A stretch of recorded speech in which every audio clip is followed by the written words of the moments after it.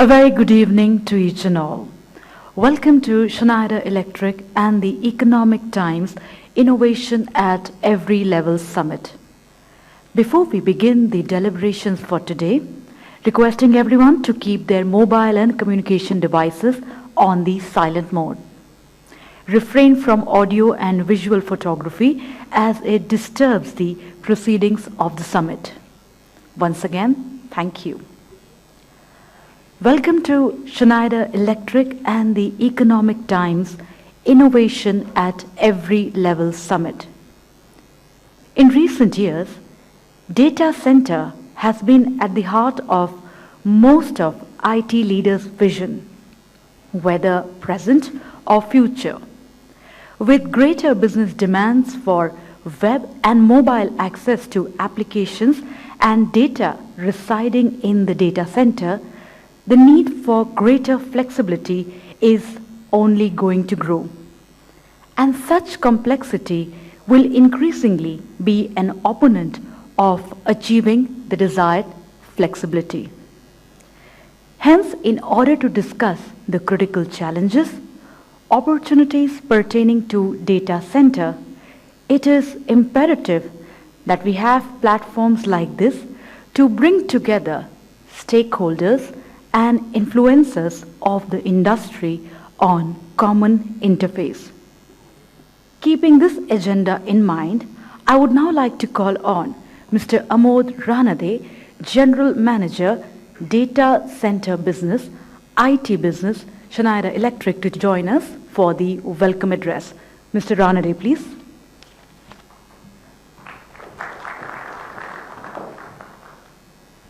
Thank you, and thank you all for joining us today. Having looked at the weather outside, and more importantly because it's a Friday evening, so it really shows the interest that innovation itself arouses in us, right? It's not just innovation as well, right? As you must be noticing, it's innovation at every level.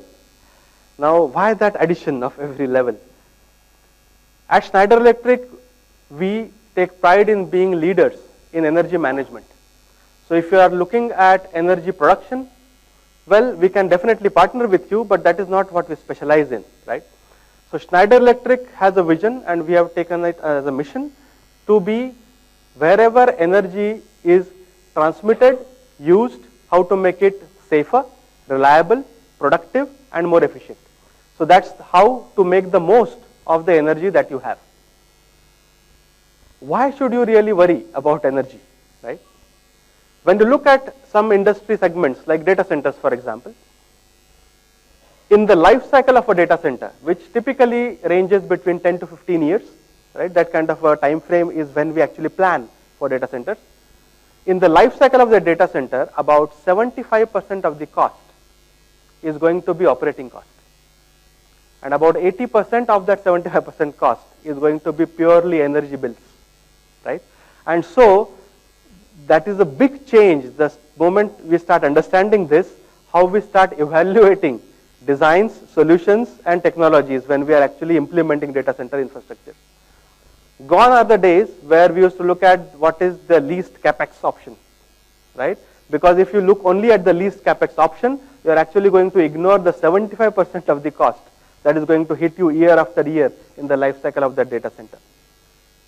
The second challenge, because of which now it's not just innovation, it's at every level, is because the problem is that much bigger, right? And what we say is whenever there is a problem, it's nothing to worry about, it's an opportunity. It's an opportunity to do something more. What is the problem? The problem is, as the planet, the total amount of energy that is going to be demanded is going to increase 4 times in the next 30 to 40 years than what we are already using. And we all are very privy to the information that what's happening with our sea levels, what's happening with the greenhouse gases, and the effect that it's having on the increase of temperature. So the need of the hour is that if we do want this planet to survive, we need to reduce our carbon footprint to half while increasing energy to more than double, right? So how is this going to be possible? I'm sure every of you are in agreement with me when I say that there is no technology available today, not even at a R&D level, where this challenge of energy will go away, where, oh, I can give you as much energy as you want, zero carbon footprint. There is none, right? And in the next 20 years, we have to handle this dilemma. Double the energy, half the carbon footprint. And so the only way we can do this is by actually looking at what we have and trying to extract the maximum out of what we have. And that is where it is no longer sufficient to talk about innovation. We have to talk about innovation at every level, right? So even if it's a small circuit breaker at our home, do we really need to focus on how much energy we consume there and can I reduce it? The answer starts becoming yes. Now in reaction to this, what Schneider Electric has been doing is almost 5% of our revenues we pump back into innovation, into research and development. What this results in is a lot of new technologies, new platforms, new architectures, a new way of doing things, right, from the energy perspective. But this again is a result of not just that 5%, but that 500% that we get as feedback from you, the users. And that is why we always take it upon us that these kind of forums where we get a good chance to meet you, to understand what your challenges are, what is it that you are looking for in terms of the solutions, in terms of the challenges of what we can partner with to evolve. Another unique thing about innovation is usually never done alone, right? So the partnership becomes that much more critical. So we need to start communicating with each other. We need to share what we are looking at doing. We need to understand what you are looking at doing, and then how can we bring skill set from both the organizations together to actually create that innovation at every level to take our industry forward. When I look around me, I see a lot of gray hair and I see a lot of experience. So I was just starting to calculate how much experience would there be in this room. Very clearly it is more than a few centuries of experience in terms of either IT, facilities, or even better, both, right? There is going to be a lot of talk about IT and OT. Now, why is it so important? So, always it is taken like a joke that, oh, the facilities team in an organization and the IT team in an organization can't even talk to each other. Why? Because they talk in different languages, right? So when you talk about facilities team, they will talk about Modbus, BACnet, LonWorks, right? That's what the language they will start talking. But you go to the IT, they will start talking SNMP and IP protocols, right? So there's a lot of difference in communication because of that. But if you look at innovation at every level, it can happen only when there are these language barriers get broken. Now, language barriers get broken in the joke form that I talked about, but they can also be broken in real life. So you'll see a lot of content that we will share with you today in terms of what is it that we are doing, our bit, in terms of making this more easier from your perspective as a user. But we will also have very good panel discussions where we'll also want to see the industry's feedback. What is it that you are actually grappling with, so that the discussion becomes more meaningful. So thank you again for coming here today and gracing this occasion, and we'll love to interact with you, and thank you. I hope you have a very enjoyable evening here with us today. Thank you.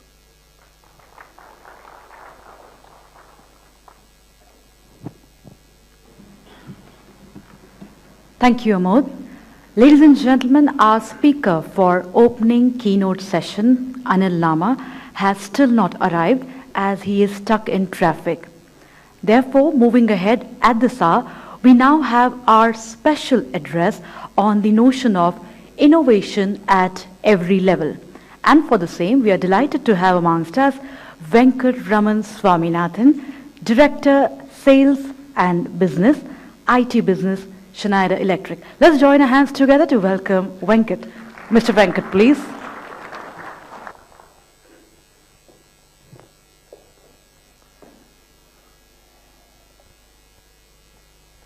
Good evening. First of all, as Amod mentioned, really thanking all of you for sparing this Friday evening to look at innovation at every level. So, why is Schneider doing this at all? This thought came to us when we consistently and continuously, when we are meeting customers, they were saying that, we do products and services, presentations, etc. And obviously the lot was done even in the past, and we slowly started getting diminishing returns because products and technologies are coming everywhere, and it's not getting any more interesting. So many of our customers said that you are sort of one of the leaders in the industry, and why don't you talk about what's coming up and get into a deliberation where it becomes useful, and then it's thought-provoking as well. So what it did was to start off, in fact, I'm sharing a little bit more elaborately. We got the IT managers and facility managers on the podium and said, can we discuss? Okay.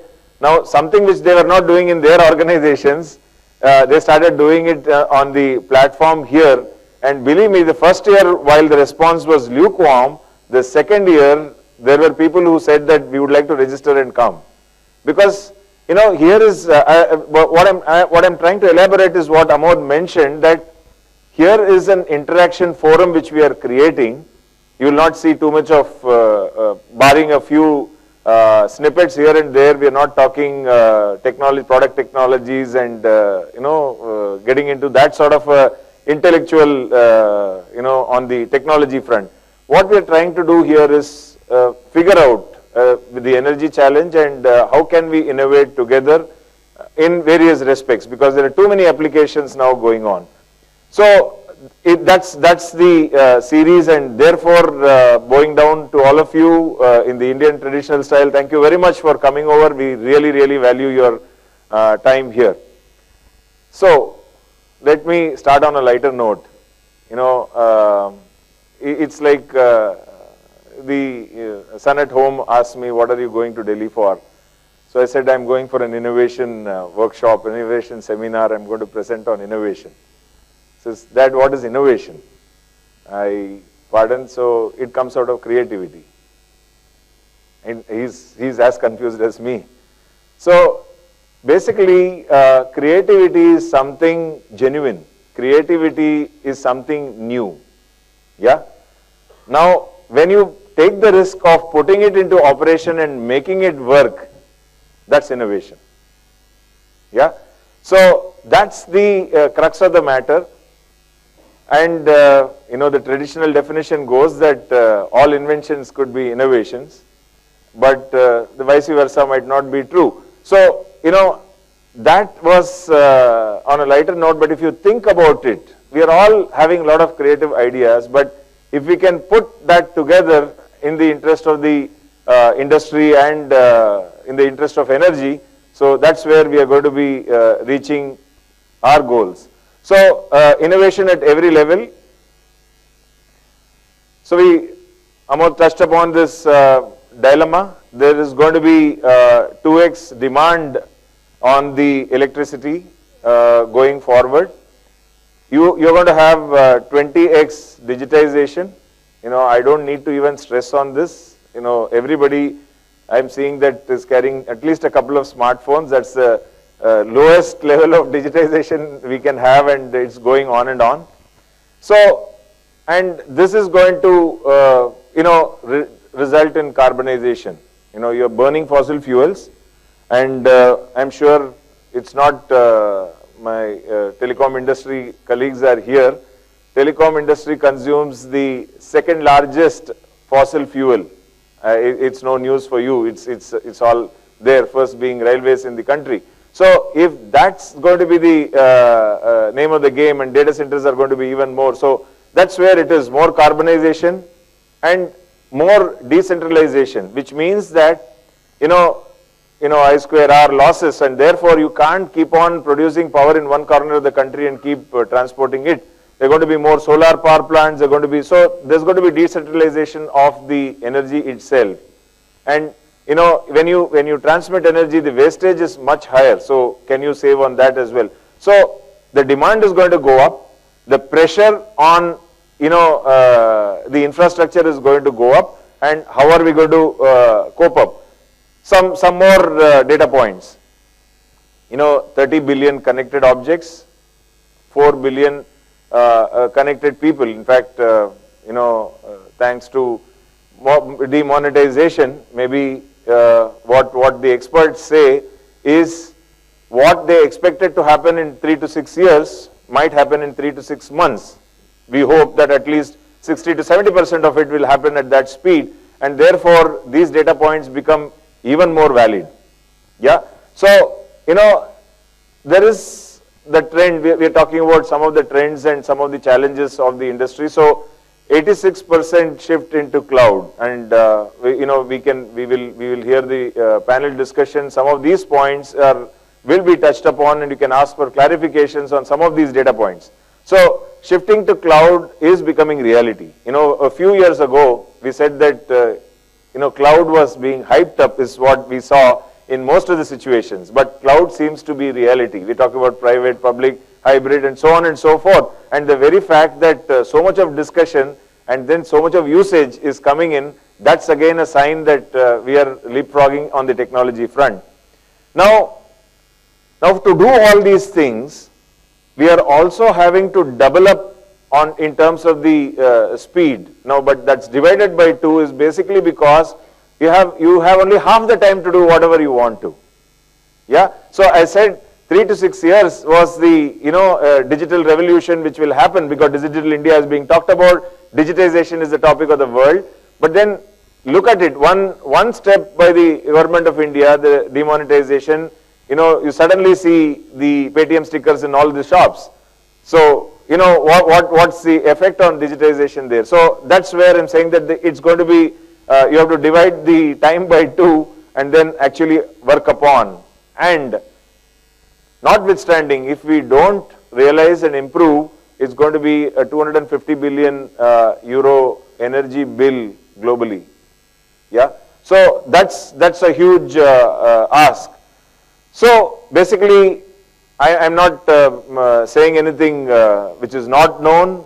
Mobility, India is in a mature state as far as mobility is concerned in terms of energy consumption, cloud. Now, here is something which again, irks me a lot. I was sleeping properly, yeah, maybe 7 hours, 6 to 7, or sometimes if you're lucky 8 hours, I was sleeping properly. But somebody says, you know what, you have to wear a band and count the number of steps every day, and then you can record in your mobile what is the quality of sleep you had. Actually, I've stopped sleeping now. Thinking of this, that it's getting that much more worse. Now, this is a fallout of digitization, you can say, IoT, because now you are wearing so many gadgets and it's looking at you in multivarious ways. In fact, in one of the forums last year in Delhi, they said, your sitting patterns, the sensor will tell you, what, you have to tilt yourself this way. And then, he revealed so many things that we were all very amused. They said that, come on here, it can't direct how we are sleeping and how we are eating. So that's where it is. As long as the refrigerator is going to be filled with food when we want it through these IoT, it's fine. So what I'm trying to say on the lighter vein is that these technologies are here to stay. And now the hottest topic in most of the media, newspaper, is now you have the digital revolution on the credit cards, debit cards, and payment gateways. How are you going to take care of the security? And therefore, I think cyber security is going to be another topic for next 5 years, and say that how do we protect? Because when we protect, we are experts in hacking also. So that's going to be so these are some of the technologies which are coming in, where the misuse of it is going to be there, and therefore we have to continuously innovate how we are going to protect all these. So efficiency gains will come from, obviously when you are measuring it, you manage it better, and therefore the IT and OT convergence is operation technologies, information technology and operations technology are going to merge. So here is where we are coining this as you can say the Schneider formula, that when IoT, which is accelerating, you have to have an information technology and operation technology convergence to have energy optimization. So you go from left to right or right to left, energy optimization will happen as a result of these. So that's how we are looking at it. So a quick word about Schneider Electric, because the commitment to the globe is for energy management. We are a 26.6 billion euro company. 5% of all of it is invested in R&D, because we believe that you have to create the difference in the industry to stay ahead. So, and 160,000 people in 100 plus countries. So this is the crux. If life has to be on, energy has to be on. Think of, you get that WhatsApp message, right? When the battery is going to be dying, it's like you are actually going to lose your lifetimes. That's where, you look at that point where you can get that charge, and so that your battery can be live. So it is that if life has to be on, energy has to be on. And Schneider believes that it is every human being's entitlement to have energy. Yeah. So not about the physical energy, but the electrical energy has to be available, and therefore our technologies will ensure that energy is everywhere, to everyone and at every moment, and that's where the energy management comes into picture in a big way. So what is one key aspect of this innovation when we talk about at various levels?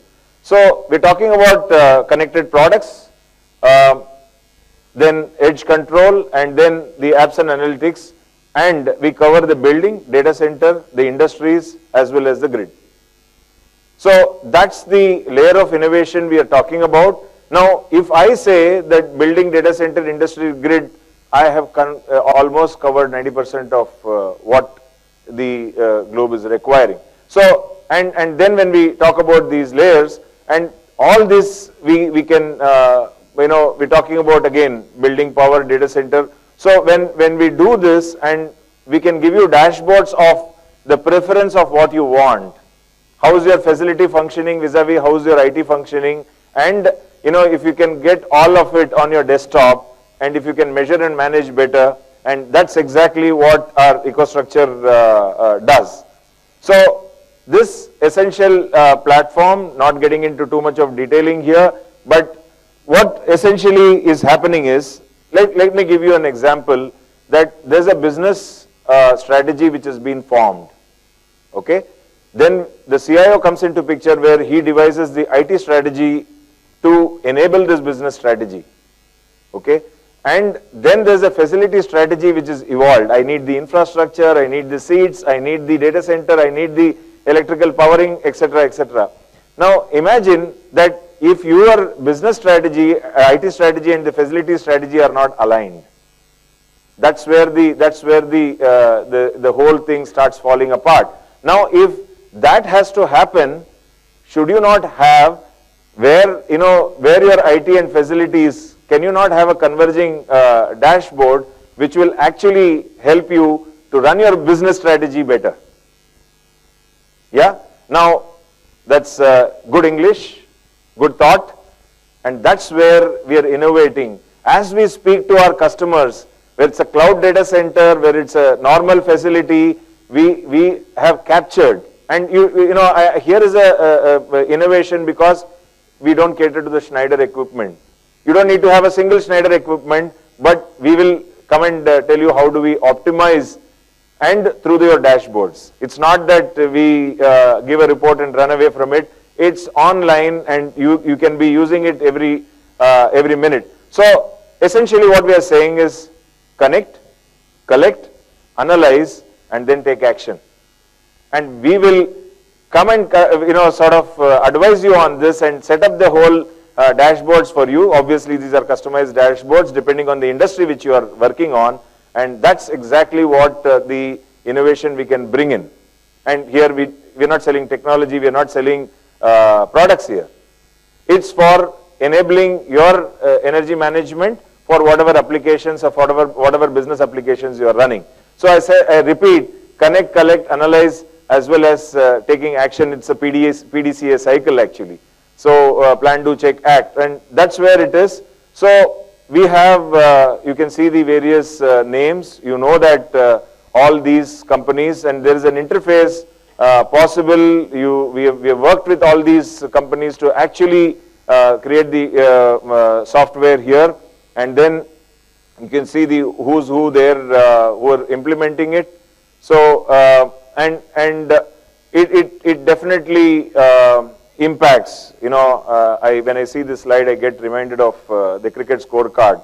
You know, 60% strike rate for Virat Kohli, and this is the fastest century somebody has scored, and so on and so forth. So what we are essentially stating here is, you know, 20 of the global oil refineries would have used this, and so on and so forth. You can see 9, 11, 100, 1, 10, 3, 8, you know, all those are the industries which this has been, right from grid, right from buildings and industry where the automation is actually done.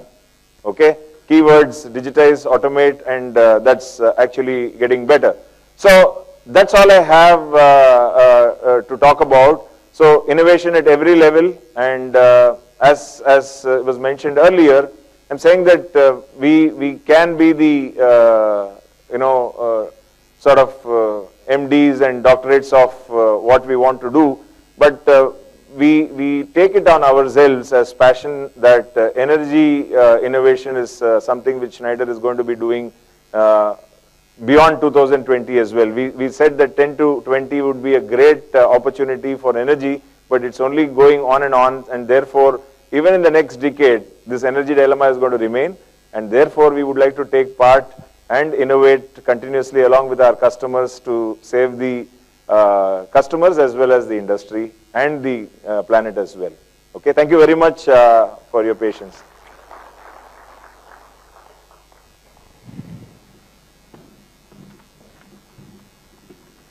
Thank you, Venkat. Moving on, we now have opening keynote, as we are delighted that our speaker has arrived. The topic for deliberation shall be Trends and Futuristic View, with a focus on the need for transformation in managing DCs and IT. This session shall be addressed by Anil Nama, CIO, Control S Data Centers. Let's join our hands together to welcome Anil Nama. A very good evening, sir. Mr. Anil, please.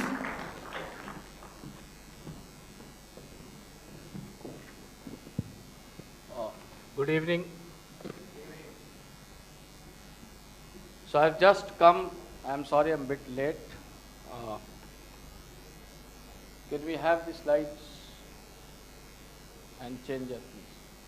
So I'm here to address you about digital transformation. I am not going to do too much English about it. I don't have a theory. I have some practical examples. I've tried to put them across for you. This is the journey essentially that we have taken in Control S. All the diagrams in this slide are borrowed from websites. So don't think anything is proprietary to Control S. Everything is freely available on this source. It has just been put across to express the ideation part of it. Venkat from Schneider touched upon a topic which talked about cyber security and its pervasiveness, and it's coming for the next 5 years. So let us see what it is. So till now we had back office applications. We were very happy with our SAPs, with our collaboration suites built for in-house. Suddenly you have now people coming in and asking for online systems. And the problem with e-commerce is the other side of the guy who's actually doing all the transactions is neither under your control, nor is the card guy under your control, nor is the store guy under your control. How do you make everything about it? Let me start with the example of anatomy of e-commerce. When we start with e-commerce, there are multiple transaction paths which can happen. This can be, you can use a card, you can use a credit card, you can use a company ID, you can use whatever cash transaction, Ola Money, any one of them. None of them is under you. When you trace a single transaction, it can start from a credit card, go all the way to a cash or a usage of ATM. You can also put commerce on ATMs. Now there are several risks to it. There are several correlation paths. So no longer it's a central database of a ERP going down. A store database going down affects you as much as a banking database going down, as much as that merchant database going down. Suddenly the risk is distributed. There can be multiple such things. How do you store? The information loss is not only your own systems, but because the end consumer is interacting with you, he perceives your brand equity loss because of any midway loss. For example, when we transact, let us say I want to pay my electricity bill online. Suddenly, I have gone to the Delhi Transco site and your bill desk comes in. I have not contracted with bill desk. Suddenly, after bill desk, some HDFC or some other site comes in. I have not told my bank to make that payment. And finally, I am back to the site. Now, in between, if the transaction is lost, whom will I blame? The originator. Who is actually controlling the transaction? The mediators. And that, gentlemen, is the problem of the digital transformation as it comes. So how do we go about it? When you see controllers type of companies, or what you call as the Amazons of this world, or what you call as the managed service provider or cloud provider, you can give them any name. What essentially they are doing is the bottom line piece. They are collating all of them under a single roof. What happens? Your connectivity is again on LANs. However, now the owner of compliance is not the respective organizations. It is either the regulators or the providers. So with this has come in an era which is known as community cloud. Today we go to SAP, they sell SAP HEC Cloud. We go to Oracle, they have their own cloud version. We have Microsoft with Azure. We have open platforms like Amazon. What is happening actually is that there is a compliance regulator to a provider relationship which is coming out, which is becoming more and more pervasive. All ITs which are isolated for back offices are being forced to change in this digital transformation. This is one such example. Another example is what we hear day on day, that IT department is not able to deliver what business requires. We go deep down into it. What does IT do? For example, in the same e-commerce platform, if I was hosting the server, I would have hundreds of connectivities.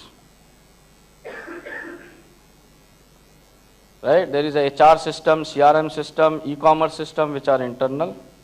There are different other systems. I may connect to bank, international banking on SWIFT. I can connect to another customer on EDI, electronic data interchange. So we also have been managing them in-house. What is it that the difference comes in? The difference which comes in is actually the volatility of the data. When you have unknown sources, when we had unknown source, for example, Anil Nama was employee of your company, you required my data to be retained. Now suddenly you are an e-commerce company and Anil Nama buys a bicycle from you online or whatever rose. You are only interested in how to sell more roses. You are not interested suddenly in Anil Nama. You don't want to invest there. So Anil Nama's personal data is immaterial to you in your own analytical engine. What is material is the volatile data, the action. Why did he take that action of purchase? How did he take it? How can I repeat this cycle for other customers? As we come to this unstructured data, came the advent of things like the Hadoops, the MongoDBs of this world, which are known as non-structured database. The results are the same, only methodologies and technologies are different. Again, you have a whole lot of companies which are bringing on big data analytics. Essentially what they are catering to. If you see on the right hand side, they cater to cyber security, financial services, government, healthcare, all those traditional systems which we were hosting in-house. What has changed? What has changed is the data treatment. Because a lot of volatile data we cannot upload in our cuboids. It is not possible for even the largest of the companies, including Indian Railways, to create a single cuboid for all transactions which are happening on their systems. Which is why IRCTC has been going down frequently, one of the examples. You just can't handle it. So what do? You call that data as volatile. You take a small stream of that data and analyze only 10% of it which is relevant to me. Which means there's a lot of food available on the bouquet now. It is beyond a person's eating. So you go and pick and choose what you like. So suddenly the choice is not the analytical platform. The choice has come down to what is the report that you produce. And this has changed the paradigm in digital transformation, because earlier as IT, we were supposed to give robust technologies. Now suddenly we are forced to cater to a user's whims and fancies. And therefore business is right in saying that, because we were never made in that manner. We were oblivious to our business processes. We were platform providers or electronic data interchange providers. The same thing is happening in web analytics. You have companies like Google's who come up with a lot of reports. The same thing is happening in our loan systems. You have now individual ratings. So even though I own my account, I pay my own payments, still there is a watchdog behind me which advises as to how much premium I should pay on a loan or whether I am liable to a loan or not. And my banker with whom I am keeping money for last 25 years respects him more than me. Why? Because there is a community approach. The likelihood of failures or success is inbuilt into that parameter. This, gentlemen, is the outcome of digital transformations. The same happens in loan processing today. It is also started to happen in the rating of performance. Earlier it was restricted to our Sensexes, which is how a company is performing. These days it is coming down to individuals. Suddenly in my own company, I do a reference check of all the previous history of the individual since the time he passed out. Why are we going there? Because the databases are available. And we can rate individuals, we can create community databases. Let's take an example of UIDAI. It was set up by government. But look at what this statement says. Visa, UIDAI, Axis Bank, HDFC Bank, ICICI, all of them put together, focused on how to solve the long-standing problem to authenticate citizens. That is your Jan Dhan Yojana. It didn't happen overnight. There's a whole lot of test bed which went in for 3 years. And this visa is still not associated with UIDAI in per se the whatever our context. But this is taken from their site only. So a lot of people collaborated behind. Then only you could come out with some scheme or something to monetize on top of it. So there are various digital trends we are going in. The landscape is changing, the collaboration, data is changing. Especially data is important because earlier systems used to cater to 100% accuracy. Now when you are taking 10% only from the feed, you don't have consistent database. You can't create a cuboid. You have to take it as a running, show some trends and business take decisions. So suddenly our age-old technologies, the time it took to bring out a MIS report in the morning, people don't want it. People want to know what is it now. Give me 50% information, 70% information, but I need to know real time. That's the change which is happening. With that, let me move on to what we think as a digital approach. The idea has not changed. Still, there are peak times, there are idle times. Still, the IT department is looked upon somebody who can bring in this digital transformation. I have taken an example of Bernoulli principle. Thrust here means new innovations that you bring in to drive the IT technology ahead. Gravity here means the sunset legacy environments that we'll still have to retain. We can't let go.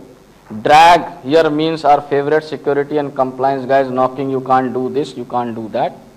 And finally the lift, or where we get our appreciations, is the alignment and the user adoptions.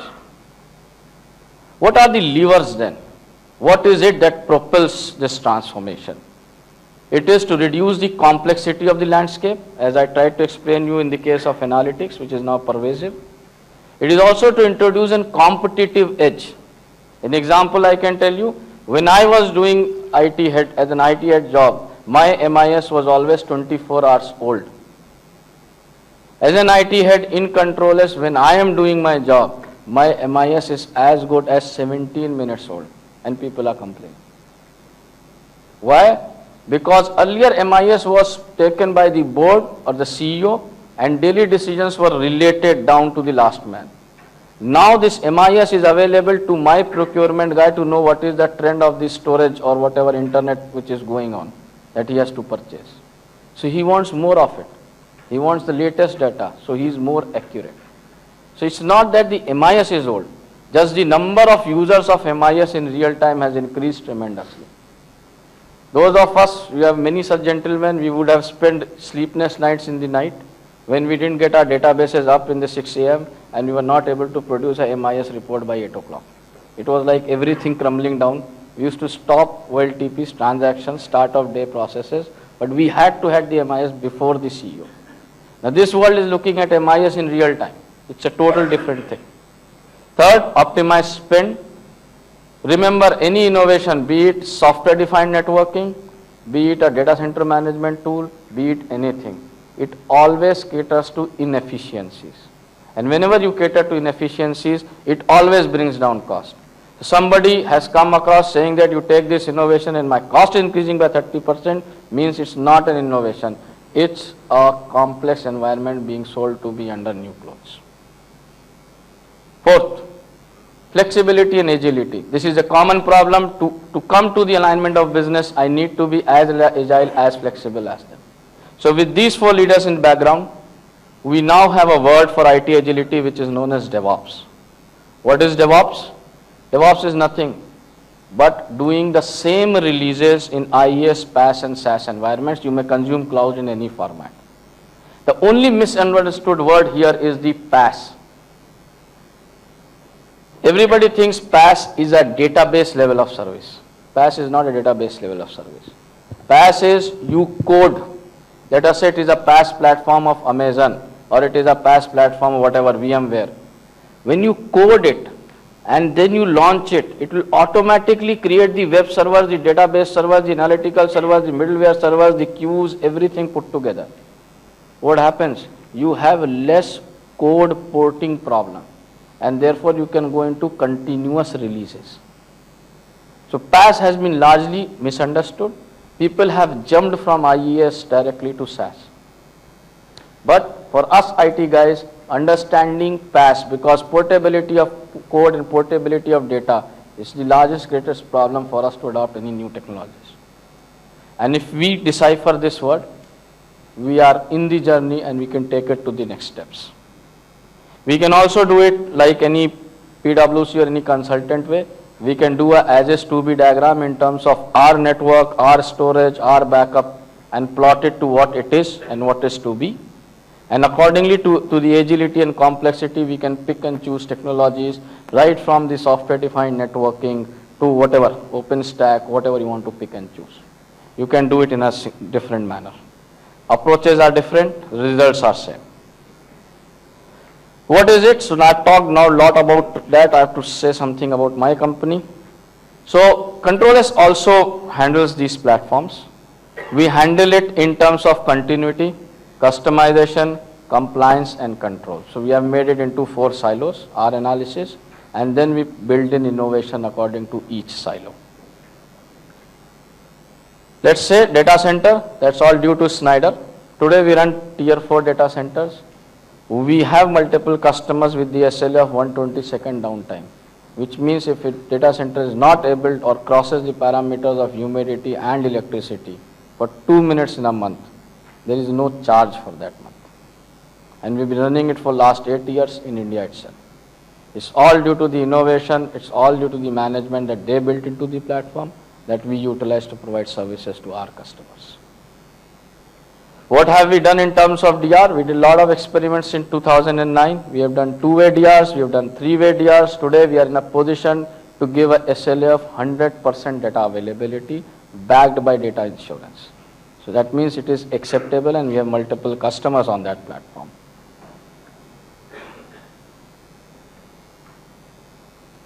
The managed services, everybody puts in this slide, so I have also put it. They are same application, OS, whatever you name as in terms of managed services. The only difference comes in how do you treat them. When you go under automation and you put in DevOps, your managed services suddenly becomes like this. The incidents are automated, responses are automated, SLAs, categories P1, P2, P3, those are automated things, no longer manual. So where you are investing that time, that becomes out. Where do you invest your time then? You invest in times in terms of performance, capacity, network and storage, because these are the 4 basic processes which will be affected. And on top of them you run process enhancements like inter-process communications, system improvements and special situation rapid actions. How does it map onto ITIL? Is some taking? Okay, so In terms of ITIL, the operations and transition phase is very well defined. These processes sit on top of it, and you take decisions and you direct your automation tools below to give you the results. That's how you fasten it. That doesn't mean that I don't require a OS management knowledge with me. I will do without a DB management job with me. No, I'm still responsible for that. I require those skill sets. Only thing I will automate is the L1, L2 functions to the level that I am confident of automating.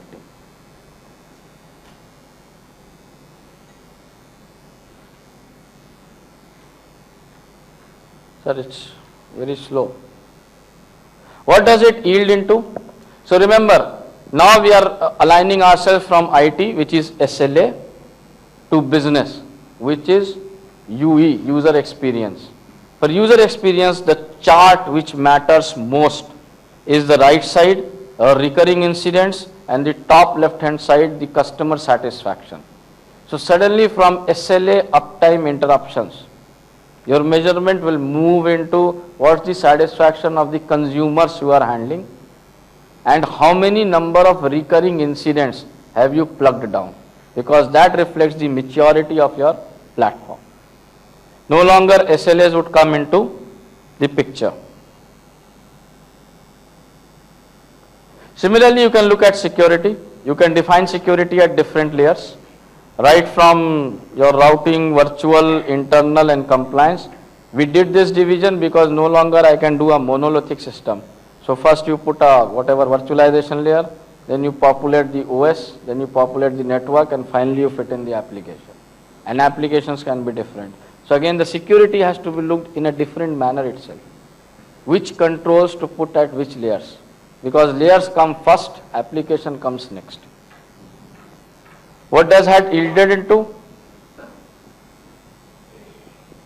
Yeah, you can help me change. So it has yielded into a cloud community framework where you have your segregation on the right hand side, the DMZ layer, the app layer, and all that. You have the controls in the center, and you have reporting mechanisms on the left. So left is the dashboards. This is what is your end reports of intelligence that you give. You can add, remove components into here, but this essentially is your governance layer which starts to sit onto that digital transformation. Remember, it's a paradigm change. Earlier we used to buy core banking, SAP, then go to our compliance guys, then buy my whatever checkpoints and IPS and antivirus. This is all about deciding day one, which is my antivirus SIEM or whatever it is, and then going to the application guy and saying that, boss, can you fit into this system? It's a whole redefined process because we are moving towards API economy. We can pick and choose applications, we can pick and choose cloud locations, we can pick and choose whatever hardware, software. To come to that level, everything has to be treated in a framework rather than a component which is giving a service. Next slide, please. Okay. So this is not only in India. I have done it in Sri Lanka, Singapore, Thailand, multiple nations around the world. You will also find editions of US here, and then China, and then New Zealand. Australia is not visible, Australia is there. So it's not only a requirement of the India. What I am saying is, at sub 100 million company, I am there in 15 nations and doing my job, which means this is essentially the IT landscape is changing in such a way. There is a demand for it. And once you have a demand for it, then you have to cater for that. Next slide, please. Next slide. And this has also been recognized by people like Gartner's. If you see Gartner's trending reports, suddenly it is no longer SIEM in the top 4 or antivirus in top 4. They are now coming out with reports about managed service providers and their maturity. You have people like IDCs who were traditionally bringing out survey reports about software and hardware. They are also bringing out reports about agility of the customer. If you see this report, innovative through pricing model SLA, implementing in time.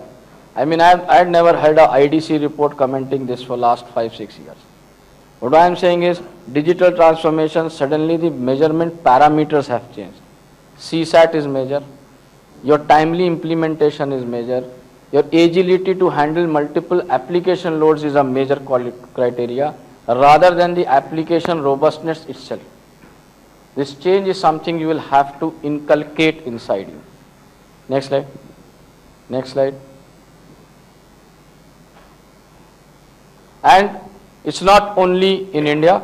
We handle world's largest telecom company. We handle the world's largest media and entertainment company.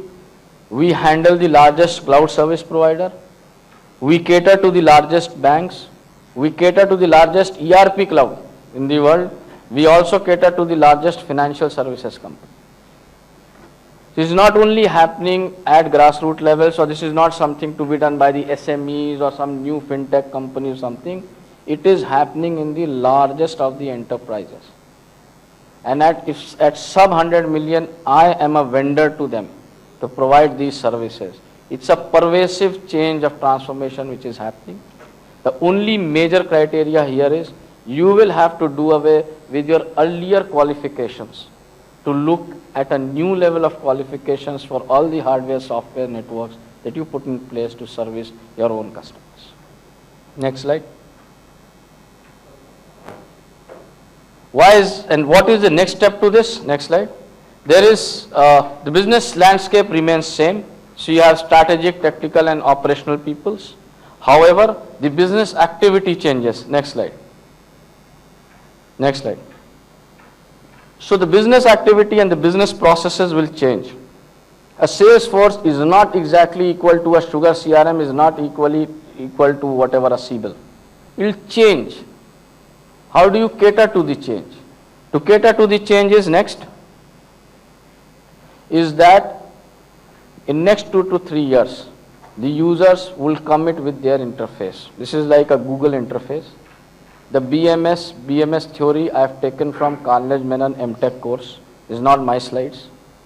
So it is already been defined 7 years back in a MTech course. And this, if you see the screen, looks very similar to what they are trying to do in the terms of Google interfaces, Facebook, LinkedIn interfaces. So today we qualify software based on user qualification of UE. The UE will come to the inside IT. The line of business applications will cater to the UE. Next slide. How are we doing it? This for you, just an example. We handle 21 banks, 300 cooperative banks. We have 16 of the 28 banks which have been recently licensed. The way to analyze, the way we define it is, we create an event-driven architecture. So if you see in the central, you have got a transactional database and you have a BW database. And then on the top you have channels by which their users come.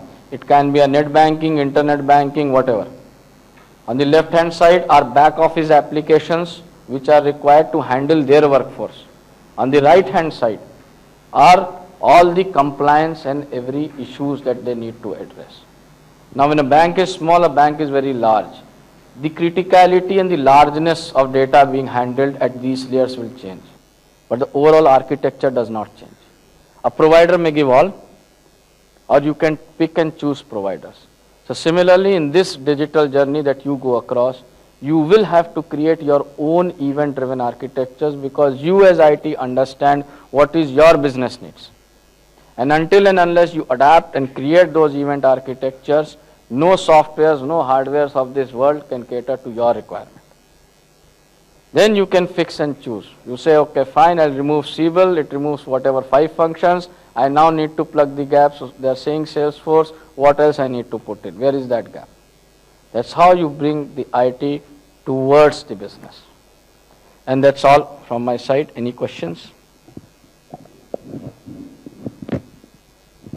Thank you, gentlemen.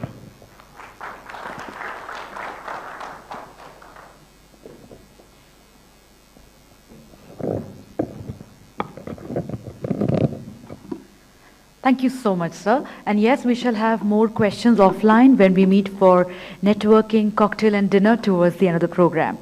Nonetheless, may I request Mr. Anil to join us on stage once again. And I invite on Archana Tiwari Naidu, Content Head, ETH, to join us on stage and present a memento as a token of our gratitude and appreciation to Anil Nahmar. Once again, let's join our hands together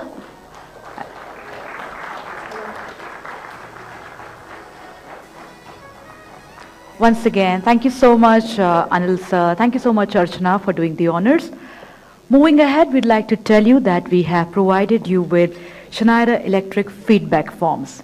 We request you to fill the same in all regards because completely filled forms shall be considered for the lucky draw that shall be held towards the end of the program.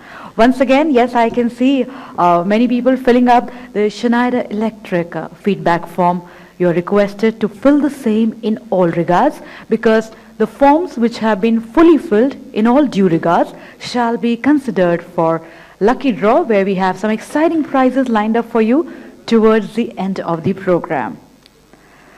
Moving ahead, we now have the next very interesting segment of the program today, the panel discussion on the notion of driving transformation and efficiency in the world of energy management and automation. For the same, I'm indeed delighted to call on the chair for the session, Mr. Suresh Kumar, partner and CIO, Grant Thornton. Let's put our hands together to welcome Mr. Kumar. A very good evening, Mr. Kumar. Welcome. And now with the presence of the chair, sir, I take your consent to call on the panel discussion. Do I have your permission? Thank you. Thank you very much. Sir, please be seated. Once again, let's welcome Mr. Suresh Kumar, our chair for the session. Moving ahead with the panel discussions, let's welcome on stage Rajesh Rampal, CIO Aircel. A very good evening, Mr. Rampal. Pleasure for us to have you amongst us. Welcome. Welcome, sir. We are delighted to have amongst us Mr. Nafis Ahmed, CIO, India Bulls Group. Let's put our hands together to welcome Mr. Ahmed. A very good evening, sir. Welcome. We welcome on stage our next panel discussants, Mr. Navneet Jain, CIO, M3M India. Mr. Jain, very good evening. Welcome. We'd like to call on Mr. Sushant Rabra, Director, KPMG. Mr. Sushant, sir, once again, a very good evening. Welcome. And yes, lastly but surely not the least, we are delighted to have once again back with us on stage Venkat Raman Swaminathan, Director, Sales and Business Development, IT Business, Schneider Electric. Welcome, Mr. Venkat. And with this time now for us to move towards a very interesting panel discussion where we shall deliberate driving transformation and efficiency in the world of energy management and automation. On that note, I request the chair to proceed. Mr. Suresh, please. Good evening, everyone. It's really a pleasure to be here with all of you. And we have been, this panel has been given the responsibility of discussing a very, very important subject.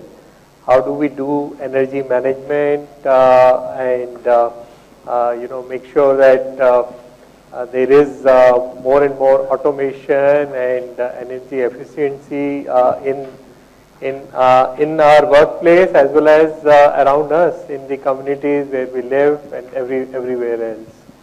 So I will take a quick,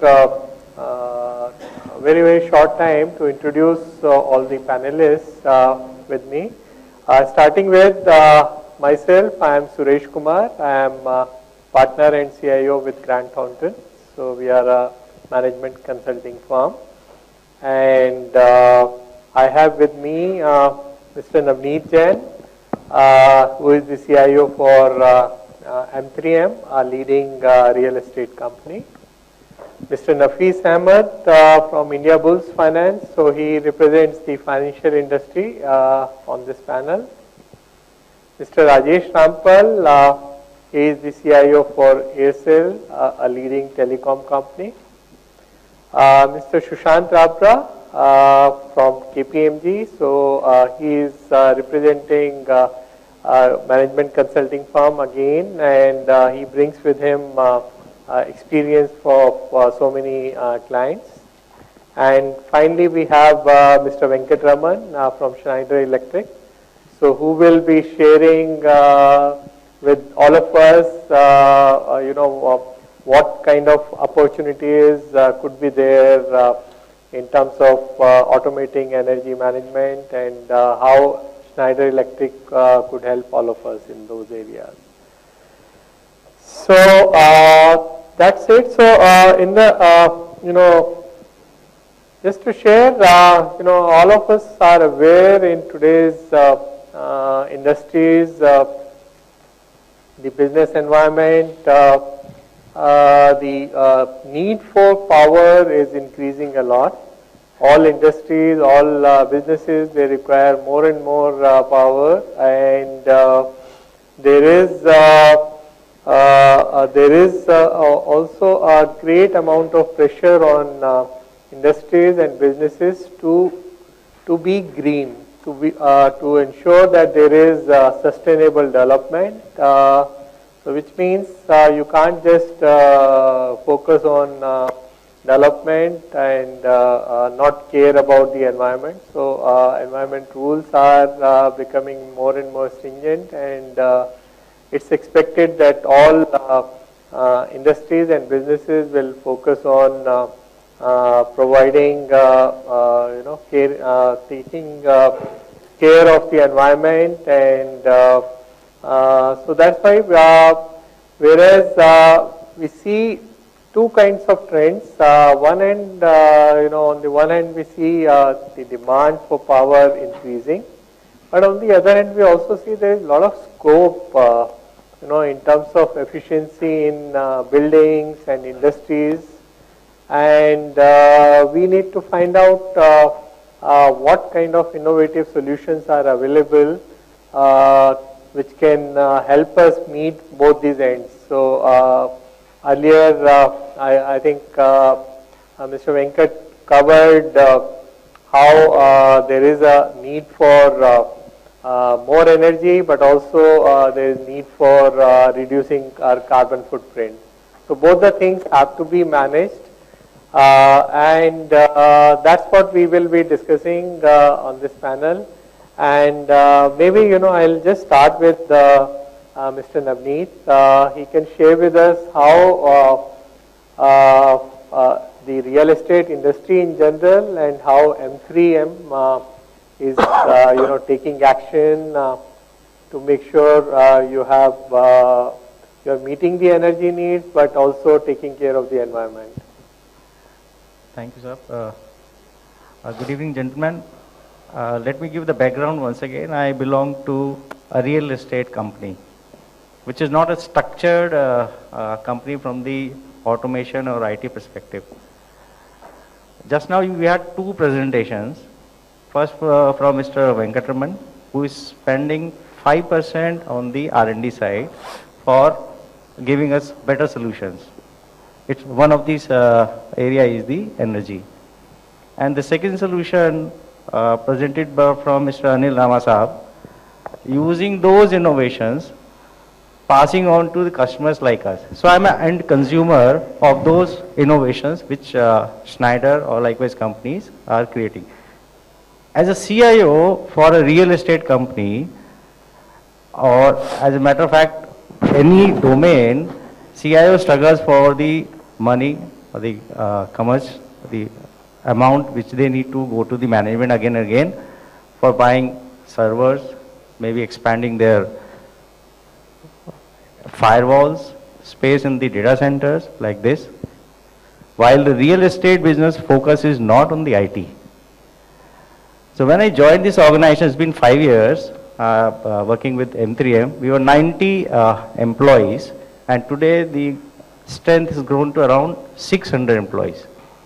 And the data server which we had, it was 15 by 15 size of room, having 3 racks full of servers, now reduced to 2 racks only. Which means most of our stuff, most of our applications, we have passed on to the either public or private or hosted environment.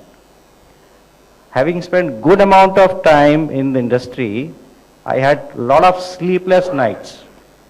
And by chance, Control is a partner.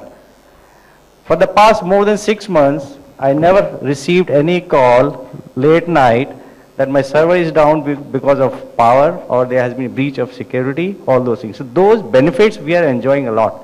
Earlier, routine issues which we were facing was related to, one of the issue was power. Okay? We need to invest in redundant UPSs and all those, which we don't have to right now, because we are already shifted to the secure and redundant environment being provided by latest innovative products made available by Schneider, for example. This is one part. This is from the technology side. On the business side also, there is a lot of pressure from the real estate companies, wherein now we started working on the reducing the cost for the, on the energy side for the customers. Like all the projects which we are building now, they're all energy efficient. One very basic example is all the lightings are based on LED, and a lot of sensors has been incorporated in our, whether it's residential buildings, common areas, street lights, or commercial buildings. So a lot of energy saving ideas have been incorporated. So innovations are being done by companies like Schneider, and we as an end user are trying to adopt the same. A lot of benefits. So in one go, for example, in case of M3M, when we announced the occupation of our properties, more than 10,000 homes will get benefit out of this energy saving. So both on the IT side, there is a lot of pressure for saving money. Energy is one of the main component. As we just saw, 75% of 80% of the running cost is being spent on the energy side. That cost has been reduced, so my capex has gone almost nil. Okay, and there is no risk also, because a lot of CIOs, when we discuss, there is a risk in going to cloud, whether it's a public or private. There is a lot of hitch in adopting the cloud. So we as a customer of Schneider also, by chance we are a customer, and data center services which we are using from Control S as a customer, we have enjoyed all the benefits related to energy or security, and having sleep, instead of sleepless nights, peaceful nights. This is what I wanted to convey. Thank you very much, Navneet. I think you shared a good experience of how moving to cloud, public cloud, and maybe a combination of public and private cloud, you have kind of reduced your servers in your data center and reduced your energy consumption or dependence upon those areas.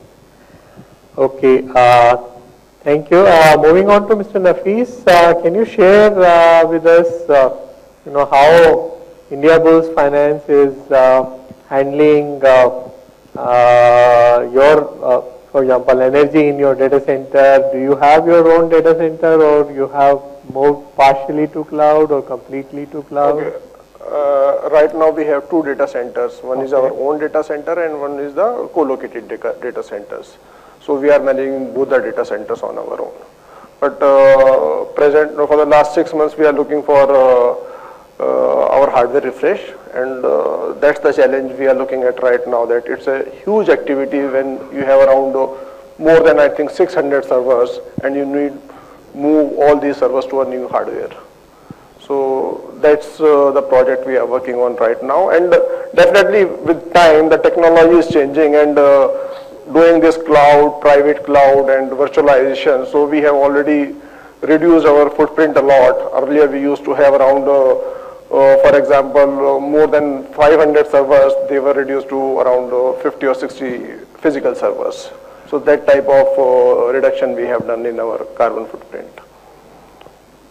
And when we talk about the innovation, so I would just share a small story with you that 2 years back in our senior management conclave, our MD, floated an idea that how to conserve energy or how to go green at Indiabulls. I mean, we are not so much energy consuming company, but still there was this idea that how we can help in reducing the carbon footprint.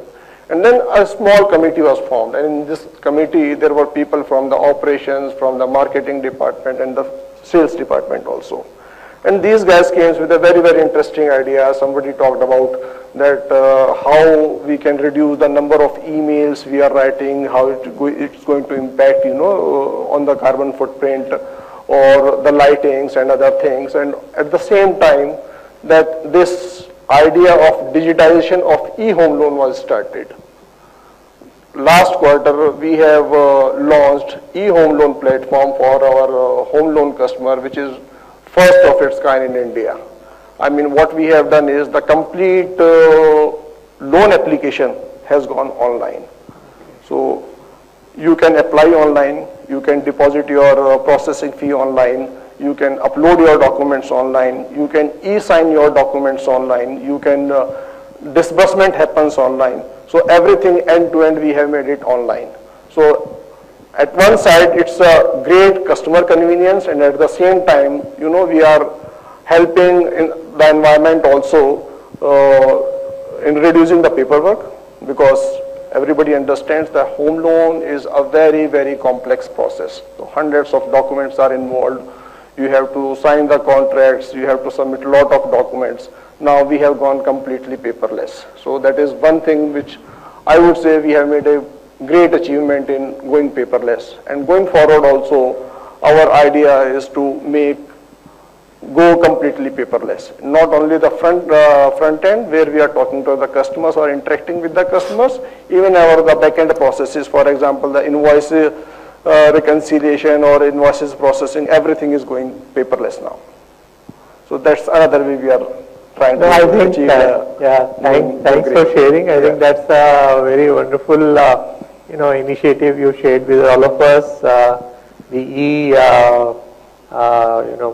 Processing the whole home loan itself online and resulting in a customer delight. I believe that's a big step. Yeah. And also helping the environment by reducing the paper. Definitely. Great, thank you. Moving on to telecom industry, which is known for consumption of power, and we all depend upon it because all the towers, they have to, if there is no transmitting power, we won't get the signals what all of us need. So in such an environment where it's mandatory to have power consumption, so how does Aircel take initiative to reduce power consumption, or what all do you do, Mr. Rajesh? Yeah, actually we are any telecom company, that is that they are the major consumer of the data centers. Data center doesn't mean only for IT but for the telecom equipments also. So telecom equipment is also lying in the data centers. So any telecom company is the major consumer of the data center. So availability, yes, availability for giving the services to the customer, because our business is dependent on energy only and on data centers, because applications are running, telecom equipments are running, so to make the calls, to do the text part or internet services. So we have to have availability of these data center. So one thing is first thing is the availability. How availability is required, so that we require minimum tier 3 plus, because in India single source of power supplies in state governments are available. Dual source is not available. Then coming back to then alternate resources, the DGs, and then from DGs everything is going stabilized power, so UPS are required. So if we talk about tier 3 plus data center, we talk about tier 4 also data centers. But one thing is which I think that one thing is most vulnerable in the data center, which is the UPS part, which is scattering through batteries. So battery life is around 3 to 4 years, and if battery is going down, or rather I am saying that its capability is going down, you don't know which battery is going down. The hundreds of batteries are lying. So yes, there is an innovation required to automate the battery, that through IoT something goes as a signal that this battery is going down, so I can rectify. So that is the most vulnerable in any data center. Yes, you can give the DG power, you can give the dual power sources also. One thing is that. And if this goes down, yes, availability of applications are not there.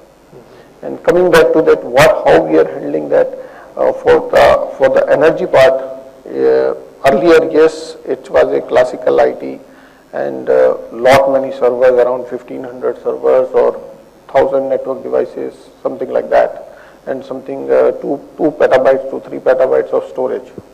So now everything is boxes are reducing, and you can do the virtualization. So we did the virtualization also. We did the consolidation also. So on that front, yes, we are saving a lot on the power side. Like you said that we are the major consumption of the power. So yes, day in day out we are doing this. So we have it is not that we have to save the power, but we have to save the cost also for the organization. So on that front we are also doing that. Thank you. Great, thank you. Just maybe you can also elaborate on things like, are you using any data center management tools currently? Yes, we are using multiple tools, like for fuel monitoring we are having SCADA, then building management system which is integrated with the cooling system and these racks and power, etc. Even security also. Okay. So the building management system is also integrated with Right. that. Yeah. Great, thank you.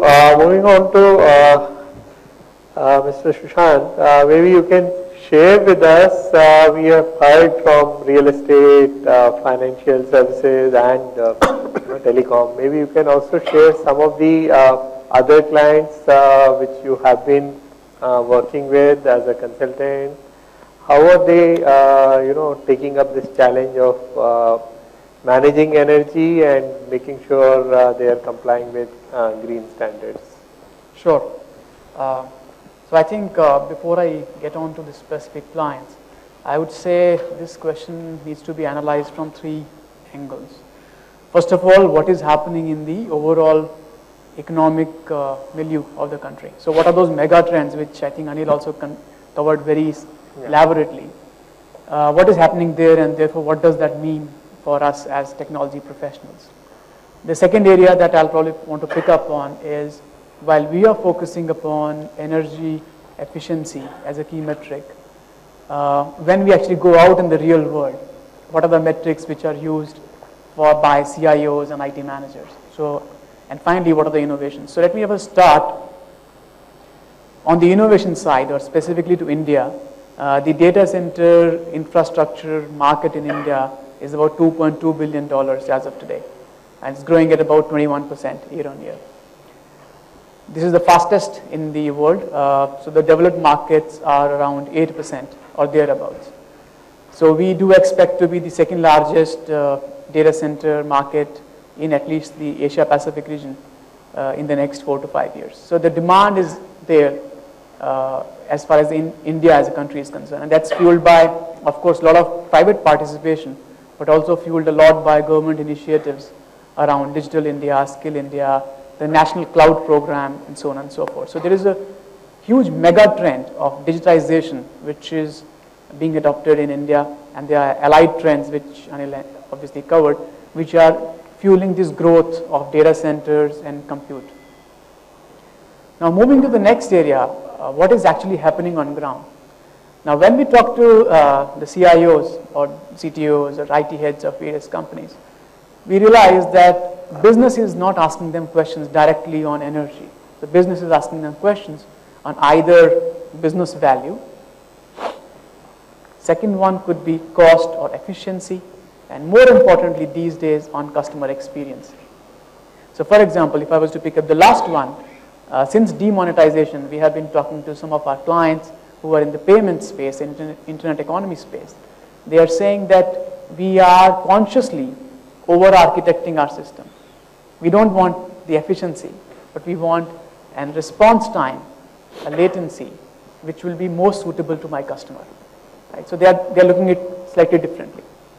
So whenever the case for data center energy optimization needs to be built, I think it needs to be put in context on what are the overall priorities for the organization. Therefore, coming to your point, we have seen different priorities in different industries. So we have seen for more mature industries where IT is a significant cost and they are trying to optimize the data center costs. There is a strong focus on the cost, energy, operating model, cloud and related areas.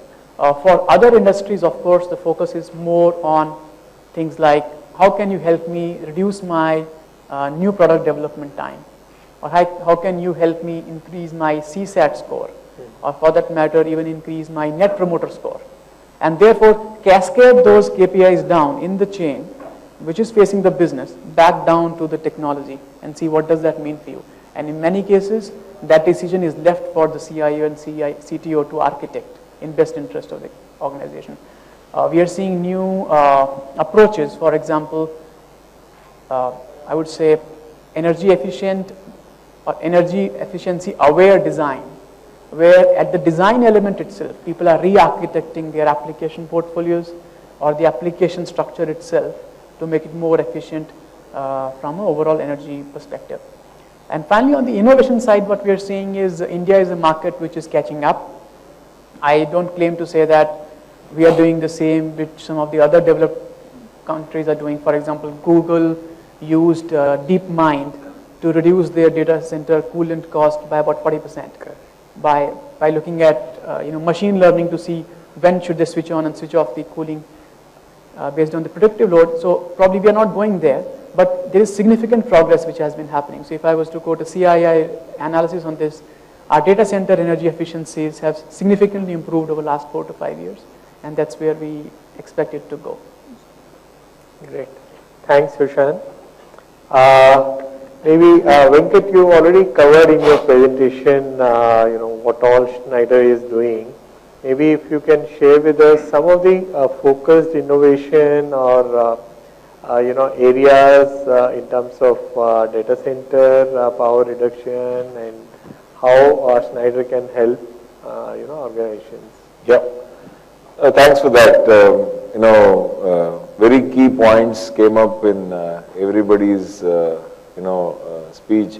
Now the basics here is that IT and telecom are rapidly moving at a pace which is really scary. The one thing which the engineering technology does not do is to keep pace. Thanks for pointing out that we are investing 5% on the R&D, but any product development, when you conceptualize and come out with the end product, it takes anywhere between 2 to 3 years before you validate and launch it. And by then the mobile phone has changed 3 times.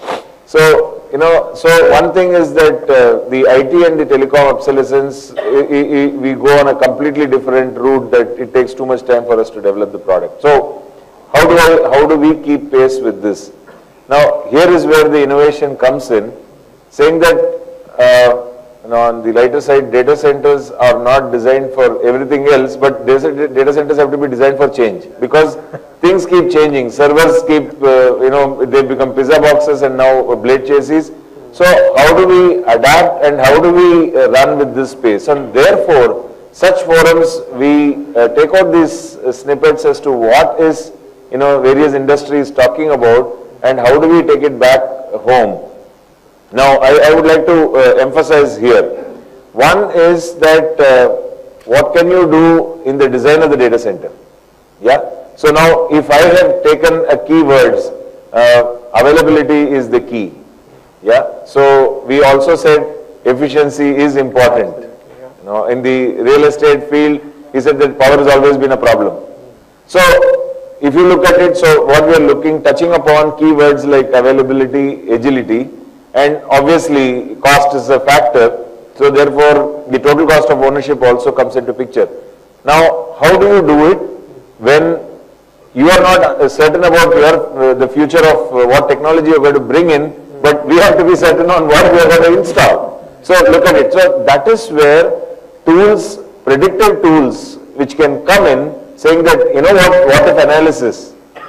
We sit across the table, collaborate with you, okay, then you start thinking about, okay, the business strategy is like this, the IT strategy is like this, and therefore we collaborate with people like us to develop the facility strategy. Yeah, and therefore ideas like modularity comes into picture. You know, if I'm in Delhi or if I'm setting up a data center in Chandigarh, then can we use the available 5 degrees centigrade of outside air into the inside? So there's a lot of innovation we can do. The same air conditioner, but can we adapt it in a different way? So these things come into picture. The other aspect of thing is that you have set up legacy data centers. You know, it's 20-year-old, 15-year-old data centers. So what do you do with that? So this is an area where we support our customers, saying that first of all, do you require 15 data centers or 10 data centers? Can we consolidate into one? Now, KPMG can do it at a business level, business strategy level, but at an infrastructure strategy level, how do you consolidate? Now, I also said that, you know, it's getting decentralized, and therefore, can we have that with a smaller equipment, and then you can create a hub and spoke? So I said in terms of setting up a new data center, how we can predict in terms of the tools so that a what if analysis is done, and therefore you are catching up with a realistic business strategy. And if you have already deployed the IT resources, then how do you transform? You know, digital transformation is easy. Facility transformation is that much more difficult, because imagine a situation where you have to, the right side aircraft engine has to be rectified while the flight is on. You know, it's that mission critical, and therefore here through our predictive models and through our you know, data center lifecycle services, we are putting all this together so that you outsource this problem.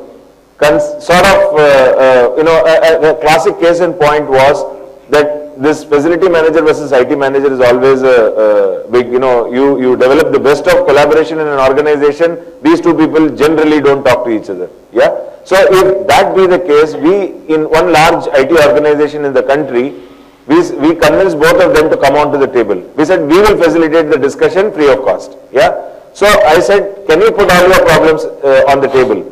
Then we said that, you know, this is your understanding of your problem.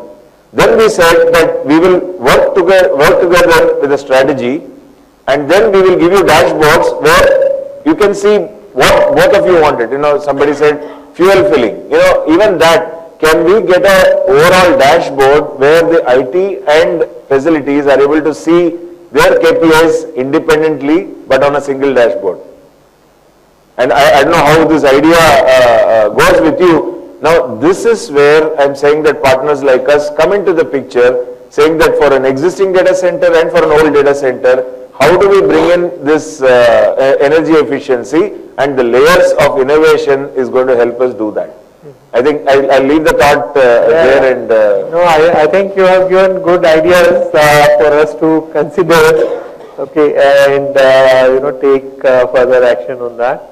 And just one interesting point you covered, Mr. Navneet, was about using, you know, some kind of sensors in homes which M3M is now creating. So is it focused on more helping? I'm sure it must be user experience and increasing convenience for the users. Is it also leading to some kind of energy saving? Well, that is huge energy saving. This is one part. Wherein sensors, you must have seen at various places in common areas, wherever there is no movement, the lights are switched off. Additionally, we are putting up smart meters, which are linked with the app given to the customer, so that they can see the energy consumption of the house, of that particular home. So they can accordingly manage the energy. They can consume it accordingly. The third part which we have initiated is related to IoT, which is because of the demand from the customers. That also, all the houses are being made that they can adopt IoT properly. So all the wirings and points have been made in such a fashion. But that would be energy saving or no, that's a point of debate. Because one of the case of IoT, very use case is You start from your office, reach home, and before reaching home, you want your air conditioner to be on. All right. So it's a more energy consuming because you are starting your air conditioner half an hour, or your electric geyser half an hour early, right? So, but those are from the facility point of view. But looking at the innovation, I'm sure there must be some ways where more sensors are going to come in, looking at the consumption of energy by an individual or a home, and basis that various analytical tools and the dashboard, the energy saving would be, because the focus is more on the energy saving a lot.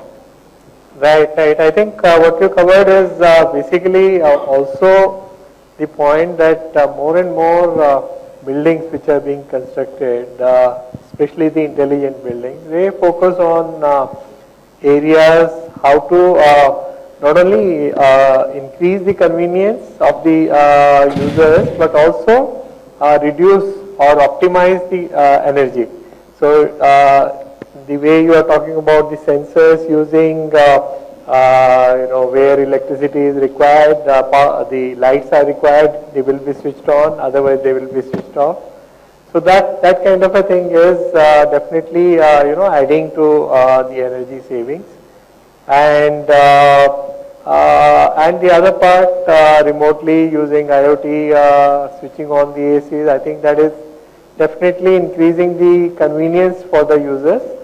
But there could be also, in the same thing, I think I was reading somewhere a study, even if increasing temperature by 1 degree in the data centers, that has resulted in so much of energy savings.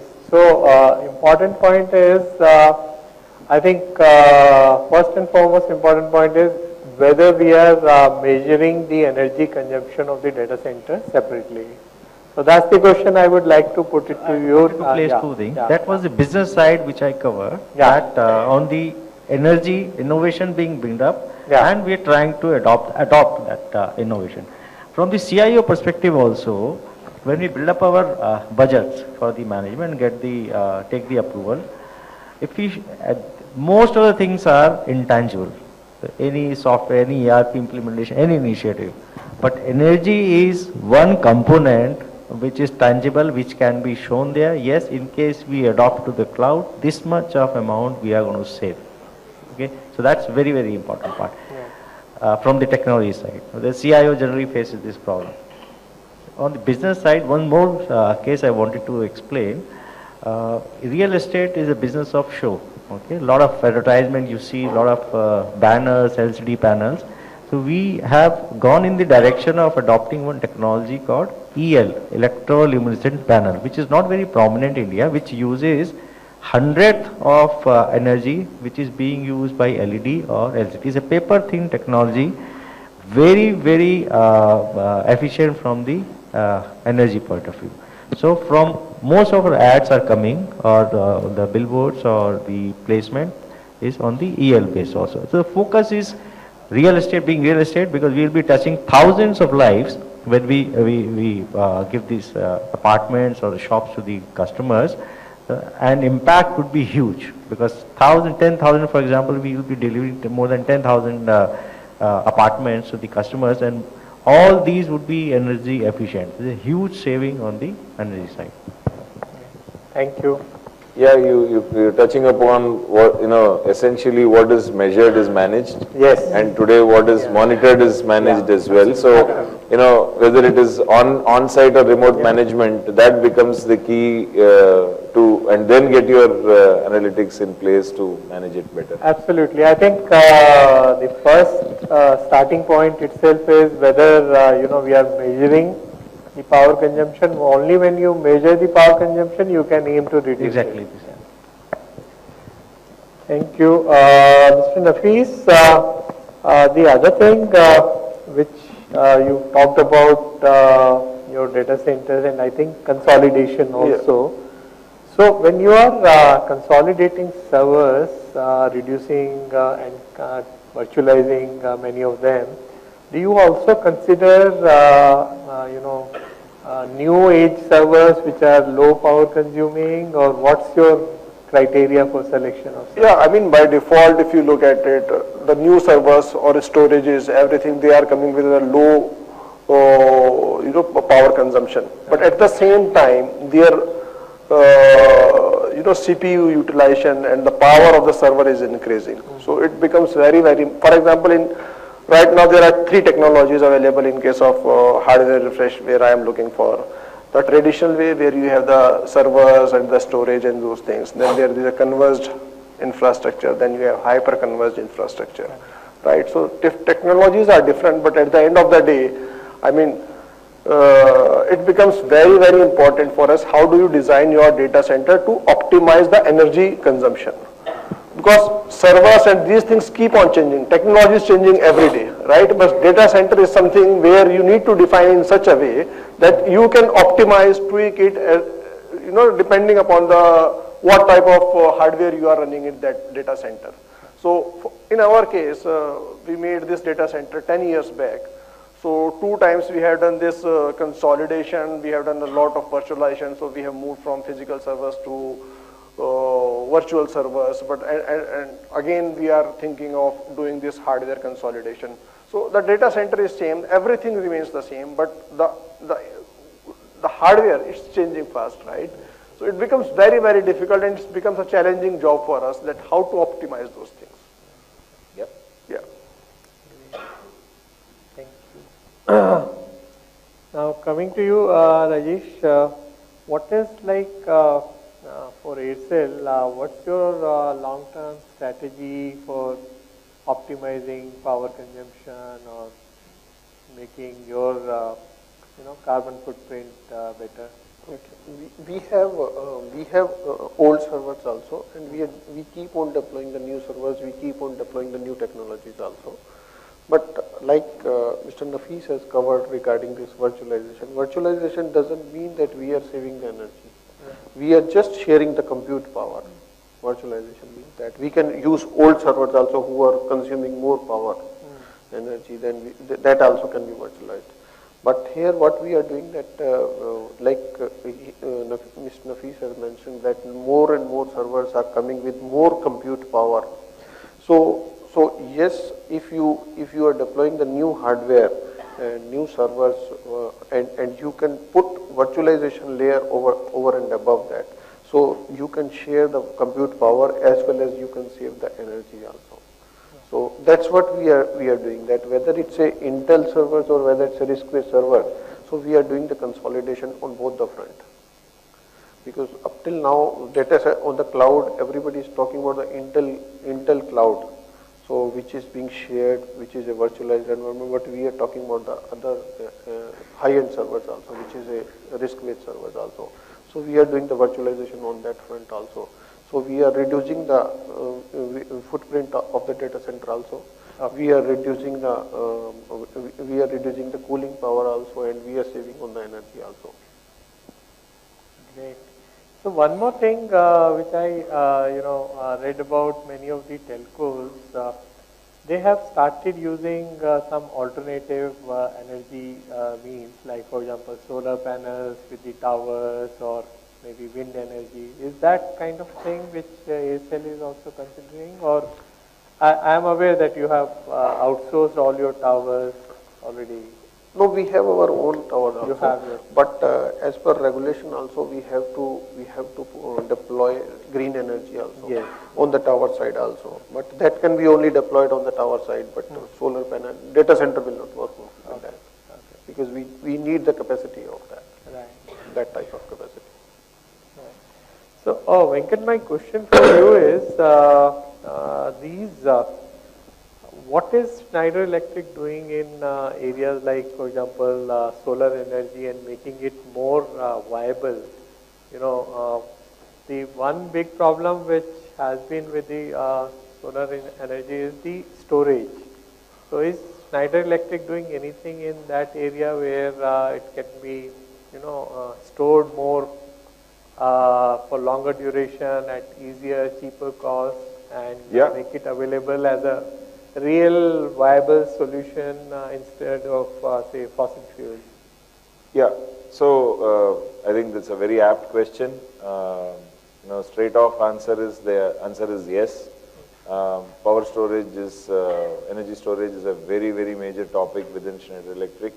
And particularly, in fact, before we end this session, I think there's a 5-10 minute discussion where lithium-ion battery is one of the, because today energy storage, we just heard that the battery is a pain area. You have to keep charging it, you have to keep replacing it. Now, and you have to also answer about whether you have any solution of identifying a faulty battery in a bank. Yeah. So, I don't want to take too much of the time on that, but then, technologies are emerging. Fuel cell you've heard, but then now lithium-ion batteries and then capacitor way of storage. So there are various energy storage, and you can visit the Schneider Electric website. It's all on as we speak. And then we can get in the experts if anybody requires that sort of an advice. Right. Now, you said, yes, solar is, see, Schneider does not produce electricity. Yeah. We're not in production, we're not in consumption, we are managing it. Yeah. So in that extent, you will have, it's a combination. Like for instance, our own headquarters in France, you have a mix of wind, solar, and nuclear. So, and then you have a methodology to optimize, because you get various power tariffs during the day for various things. You can even manipulate that and save energy. So that brings me to a point which I wanted to mention, saying that leakage, usage, breakage. If you take these three ages, now leakage, what I'm trying to say is that, what is this Jan Dhan Yojana? You want to give a subsidy to that guy, but you want it to reach, because otherwise it was getting leaked. 90% is leaked and only 10% is then. Now if you look at the slide which we presented, 82% of the electricity which could be utilized is generally wasted in a building. I'm talking about whether you house a data center in that building or technical facility, or for that matter, you are having a commercial office. So 82% is the potential you have. Now, leakage, usage, breakage. When we use, we waste, and generally there is a leakage, and there is also a breakage because equipment which you have bought is not suitable for that sort of electricity, power fluctuations, etc. Now this brings you to the point. If you ask me how I will solve this problem, I'm saying that I do an audit and an assessment. Yeah. I don't want to sell equipment to you. Yeah. Let me come in and see leakage, usage, breakage. How am I going to assess this? And can I suggest, without selling you any equipment, you know what, if you arrest the leakage, your problem is solved. So this is the level of a partnership which we would like to get in, so that without actually adding capital equipment, you're getting better. And that's the mission of, Life is on mission for us to move it forward. So just one suggestion here on behalf of everyone. Maybe you can, suggest a free audit. Why not? Why not? I'm serious about it. That's a very good point. I'm saying that if somebody would like to look at leakage, usage and breakage as an audit, we are ready to come and do it as a free offer. Yeah, definitely. Thank you, Venkat. Sushant, maybe if you can also share what you see the trend in terms of renewable energies being used in India, and we are talking about in India. So we, as you would have read, we commissioned one of the world's largest solar power plant a few days ago. So India is going in that direction. See, data centers, if I'm putting in that context, if they are using about 2 to 3% of the world's total electricity consumption now, and it's going to increase by 12%, we would be one of the significant generators of carbon footprint in the world. So from that perspective, it will be important.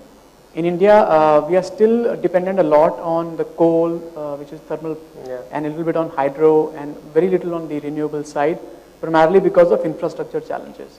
And that is the reason when you talk to data center providers as well, they over-architect the power systems, the backups, and the entire equipment cascading. So the way I see it is it will move up, we'll become more efficient. But as of now, if I have to give a tier 4 kind of a service, probably I'll not bet too much of my money on the renewables to come into picture right now. Okay, thanks, Sushant.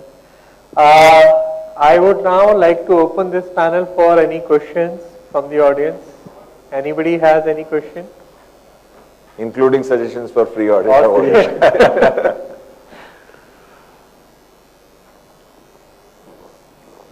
Or any concluding remarks from any of the panelists? Rajesh, Nafees, Navneet? Thanks a lot. Got a very good insight, including this offer for free evaluation. Okay, because focus is on energy saving, the cost saving. This is going to help us a lot. That's for sure. Because after the evaluation, once you see the results, then only you'll be. I'm sure we'll be shocked. Okay, because when we started our journey towards cloud, when we started working, there was an evaluation towards virtualization or cloud. So when the results were jotted down, we were shocked. Okay, this much amount we could save. So I'm sure with this kind of exercise, it's not in lighter vein at all. I'm telling you out of experience, one of the largest IT organizations in the country, obviously confidentiality, I don't want to name it, we said, we are ready to do this. They said, okay, come and do it. Many people have done it. You will also do it. So we did that. We did a walkthrough and we submitted a report. He said that seems like it is serious. So can you do the audit for the entire facility? He said that at this time, you've seen the sample. Now, would you look at paying us something? He said, don't come with a big bill. I said, what can you afford? 4 ya 5 lakh. So I said that, define 4 or 5. We went ahead and did that audit. Today, the customer is sitting on a $6 million saving. I'm talking serious stuff. And in confidentiality, we can ask that customer to talk to you. You know, that is serious business for us. So I'm saying that my walkthrough audit followed by the, that 4 ya 5 lakh wala mamla. So I'm saying that we mean serious business in the industry as far as this is concerned, and we would like to focus on that 82%. Right, I think time is up, so let me just conclude quickly. So we had a good discussion. I think all of us agree that we need to focus on saving energy, not only for reducing our cost, but also to save our environment. And all of us are taking innovative measures such as either moving to the cloud or using technologies like IoT and smart sensors to add in this objective. And thank you very much. Thank you all the panelists. Thank you. Thank you once again, and they deserve a thunderous applause. I request the gentleman to stay back with us. So please be there with us on the stage. And once again, I ask for a thunderous applause, everyone. Let's do the action replay. That's like it. Thank you. Thank you very much. And yes, as we go ahead, I'd like to request Aman Kanjalia, Senior Director, Conferences, ETH, to join us and tender mementos as a token of our gratitude and appreciation. So we'll first do it for all the panel discussants. So we have the memento for Rajesh Rampal, sir. We have the memento for Mr. Nafees Ahmed, and I believe the occasion can be pepped up with the applause. We have the memento for Mr. Navneet Jain, memento for Mr. Sushant Rabra, memento for Mr. Venkat Raman Swaminathan, and lastly, but surely not the least, the chair, Mr. Suresh Kumar, who indeed did a phenomenal job to lead us through the session. A thunderous applause. Aman, let's have a group photograph together with all the... Once again, we'd like to bring to your notice that we have provided you with Schneider Electric feedback forms. We request you to fill the form in all regards, because the complete forms shall be eligible for the lucky draw, which is just supposed to be held in a short while from now. Our volunteers shall come across and collect the Schneider Electric feedback forms. Once again, urging you all, requesting everyone to fill the form in all realms and regards. Thank you, gentlemen. Thank you very much for the very interesting panel discussion. And before we go ahead for our next segment of the program, I'm sure all of you, yes, at the back, even at this side, I can see everyone filling up the forms. We request you to fill the form in all regards, because only the complete forms, they shall be considered for a very exciting lucky draw that shall be held towards the end of the program. Moving ahead, next on the agenda, we have stand-alone session, transformation in the world of IoT, digitization, automation, and infrastructure optimization.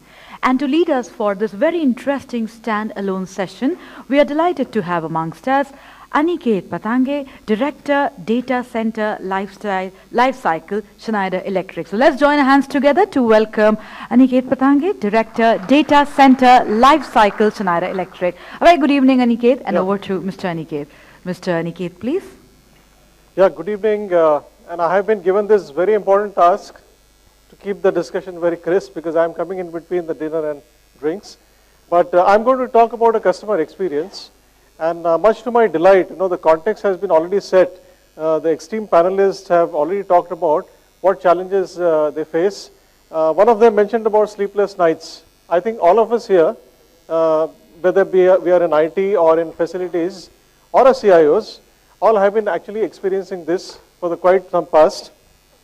The reason being is that all of us are tasked, on 4 things. One is availability and uptime, which cannot be compromised. We heard about 100% uptime. Second thing is we have been asked that the data centers today are no more cost centers. That means they generate business value, and beyond the cost center, they are actually a profit center today. And the onus is then on the CIOs and then back to IT and facilities to turn this cost center into profit center. That means you have to generate some profits. Obviously, you have to reduce the cost. Third thing is you have to save energy. And fourth and most important thing is you have to keep this environment very safe and secure, right? And in this journey of your renewed KPIs, which you all have, I have a customer experience, and it will resonate with all of you, because you will experience this every day in your life, right? I'm going to talk about 2 things. One is on digitization, which is basically IoT-led digitization. Second thing is I'm going to talk about transformation, right? Very apt to talk, demonetization has actually given us an opportunity to think about what digitization is. But in the world of IoT, I heard Aircel talking about battery monitoring. Is there a solution? So there's an innovation which we are trying to do, and I'll quickly turn on to the slides. I'm tempted to get this slide back, although actually Venkat showed this in his presentation. Look at, actually the connected device. 4 billion out of the 7 billion population in the world is being connected. 30 billion of machines are getting connected. Why are they getting connected? In fact, this is a very conservative number. 30 probably is conservative, 50 is a little realistic. And again, going by 2020, this is only going to double. So why is it that the machines are getting connected? If one smartphone can make you smart, what is it that the machine information can make you smart? That's the innovation what Schneider Electric has done in the field of IoT. We are in fact connecting all your data centers. We have the ability today to collect all the physical infrastructure in your data centers back to a service bureau in Bangalore, from where we remotely monitor all these equipment performance. And why do we do that? Because we want to give you a dashboard on your mobile phones. So while you have net banking, which you use on your phones, all the machine related information, all the UPS related DG sets, batteries, and name anything in terms of the physical infrastructure world, all will be on your mobile phones. So we'll give you a performance dashboard. But more than that, if you recall what Venkat said, that we connect to collect the device information, we analyze and provide you useful feedback, right? So what we are trying to do is from measure to manage was something what was discussed on the stage a few minutes back. I would say that going to the next step, which is monitor to predict. So what we are doing with the information what we are having from the machines, we are trending the data. We are actually getting on to actionable intelligence and giving you the power to make better decisions in terms of operations, so that your operation complexities will reduce. So that's the innovation what we have done in IoT space. And very good news that we are not confining these solutions and services to only APC or Schneider products. We are vendor agnostic.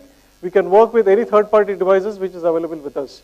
Be it a APC data center or a non-APC data center, we will commit to, in fact, taking operational goals in terms of measuring, managing, monitoring, and predicting certain behaviors which you have not been able to do in the past. Now, coming to transformation, the second theme, what I'm going to speak about, Venkat did touch upon this very short, in a short way, that we are working with a customer. He didn't actually name the customer, but I can actually do that. It's a very large IT company. It's a global MNC, which actually we were working with supplying products. Now it's always assumed that an efficient product will secure a data center from all these abnormalities, which is not true, in fact. Now, you see, they had legacy infrastructure again, and all of us have legacy infrastructure. If we are actually believing in getting new capex for new developments, sir, I'm sorry, but you will work on more on legacy than on the new builds, and that's the trend which we see. So the new builds are growing at a rate of 11%. The legacy infrastructure is just there, but the opportunities to, in fact, improve on the legacy infrastructure has grown by almost around 44%, right? So transformation is coming in a big way. I'm sure you're burnt on your capex. People don't give you capex, but they have asked you to save money in your existing infrastructure and use it for your own development. Now that's the theme which we all actually have worked with. Some of the customers sitting here we already worked with. We've already shown you what transformation journey is, but this customer took a goal. Can you change? Yeah. Took a goal. Doesn't this look unreasonable? Efficiency improvement by 30%, okay? Lowering your operational cost by 10%, enhancing the life of your data center by almost 3 years at a payback of less than 2 years. Actually, it was unreasonable for even us, because that was very ambitious task we took. And we said, okay, let's fulfill this. So the first thing what we did was, we got into an assessment. We got the business guys together, the IT team, the facility team, and the business team together in one room. We locked them up, and then we said that let us know what your business trends are, what kind of business you are in, what are the different trends you have. You let us know that. Then we heard the IT team saying what are the challenges they encounter into their day-to-day operations. The facilities team was asked the same question, and then we related the business trend, the business growth, with the growth of IT and OT, right? And with that, we came up with a goal saying that we'll help you by the end of this project. It was a 1.5 years transformation project. What was it? It was actually 11 data centers consolidating into 3. What their goal was, in fact, so we stated a statement. We came back with what is the current state. Now the current state was 11 data centers with legacy infrastructure, raise flows, and probably around 3 kilowatt per rack, the load. And with the consolidation, what we looked at is making it high density server racks with, of course, obviously more power consumption, more cooling consumption, but at the same time in an optimized way. So we set the goal, and with the assessments what we did, we came out with a future state of the infrastructure. Now the future state of infrastructure was optimized in terms of power, cooling, and the space. All the 3 things were optimized. We had to simplify the architecture in the way we construct, because it was a higher density server racks. So we made it modular. We believe that they didn't have to invest on the capex on the day 1, so it became a modular. And the third thing is that we reduced their operational complexities from the way they used to operate their infrastructure. It was very important for us to give them a solution or a service which will hold them to sustain that efficiencies what they have got into. So this is what we achieved in terms of our goal of assessment. And Venkat mentioned about saving as high as around 5 million. Look at what a 5 lakh assessment has a potential to develop in terms of saving of 5 million. I put actually 2 years ROI. In fact, the ROI for the customer was less than even 1 year. Right? Would you like to, and I challenge all of you sitting here, would you like to take such ambitious goals? If you do want to, we can actually help you. But this is the dashboard which we created. And we talked about measure to manage, and I'm talking about monitor to predict. So this dashboard actually, if you see, has got the critical facility, the data center, all of it into one dashboard. So all of that performance dashboards, all of it in terms of operational parameters and predictability being given to a CIO on a single dashboard. At any point, sir, you can challenge your IT team and facility teams, which give you information in two different ways, possibly in one single way. And this will give you insights about your availability issues. It will give you insights about your operational excellence, efficiencies, and obviously the last and most important paramount is the safety part of it. So this dashboard is created now. They have a best of processes and procedures to manage their infrastructure. They're better informed. The intelligence what is being given to them, they're better informed. And we have now a contract with them for next 5 years to help them not only manage but sustain the way we have built up the infrastructures. So I mean, it's critical that we get to this stage, and this is the journey in terms of what we have innovated and in terms of technology what we have provided is through the transformation. Our goal is very clear to all of you sitting here. We want to in fact help you achieve your highest goals. To whatever you have hit the ceiling, you must have done the best of practices already. You must be incorporating that. But then to take you beyond that level is our goal in terms of operational efficiency, in terms of resilience, agility, saving the cost, reducing the cost of operations, making it more clear. That's what we will do with both our end users in terms of who own the data centers, also the colo partners who are sitting here, and we will actually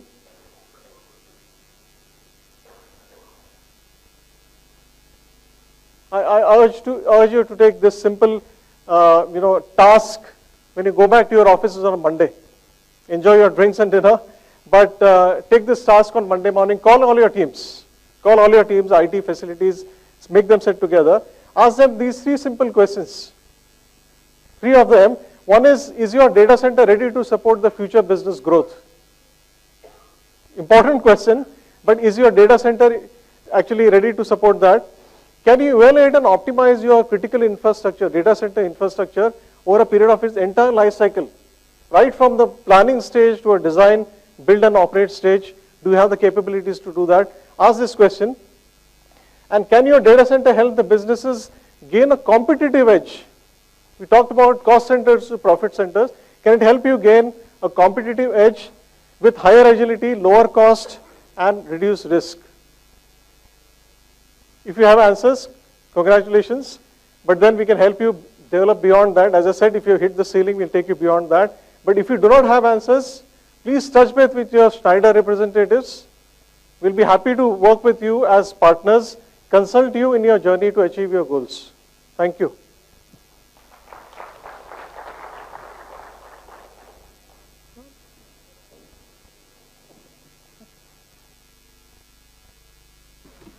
Thank you, Aniket, for the address. Moving on, once again, we'd like to bring to your notice that we have provided you with feedback from Schneider Electric.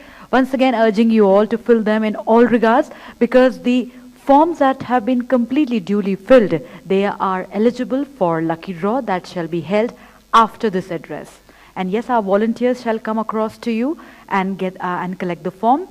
So once again, requesting everyone to fill the form. Moving ahead, we now go forward for our next standalone session, Innovation is Power. And yes, for the same, we are delighted to have once again back with us on stage, Amod Ranade, General Manager, Data Center Business, IT Business, Schneider Electric. So let's put our hands together to welcome on stage Amod Ranade. Once again, good evening. Amod, over to you. Mr. Amod, please. Thank you, thank you. And we can't do more justice to the theme of today's event, innovation at every level. So if we are getting late, let's bring the food in, right? So I thank the team for thinking of this innovation. The plan was for me to present to you 15-20 innovations that are really changing the landscape, right? But I am sure if I even start on that journey, there will be violence that will be meeting me. So I will stick to 3, right? Easy to remember. So we'll talk about top 3 innovations that are going to change the way infrastructures are built, operated, and the way they consume energy.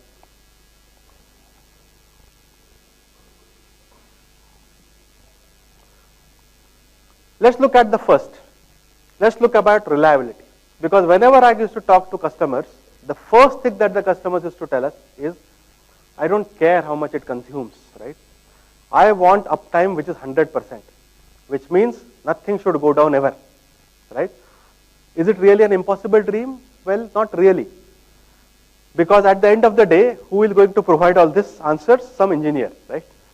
And what the engineer will do? Over design, over provision.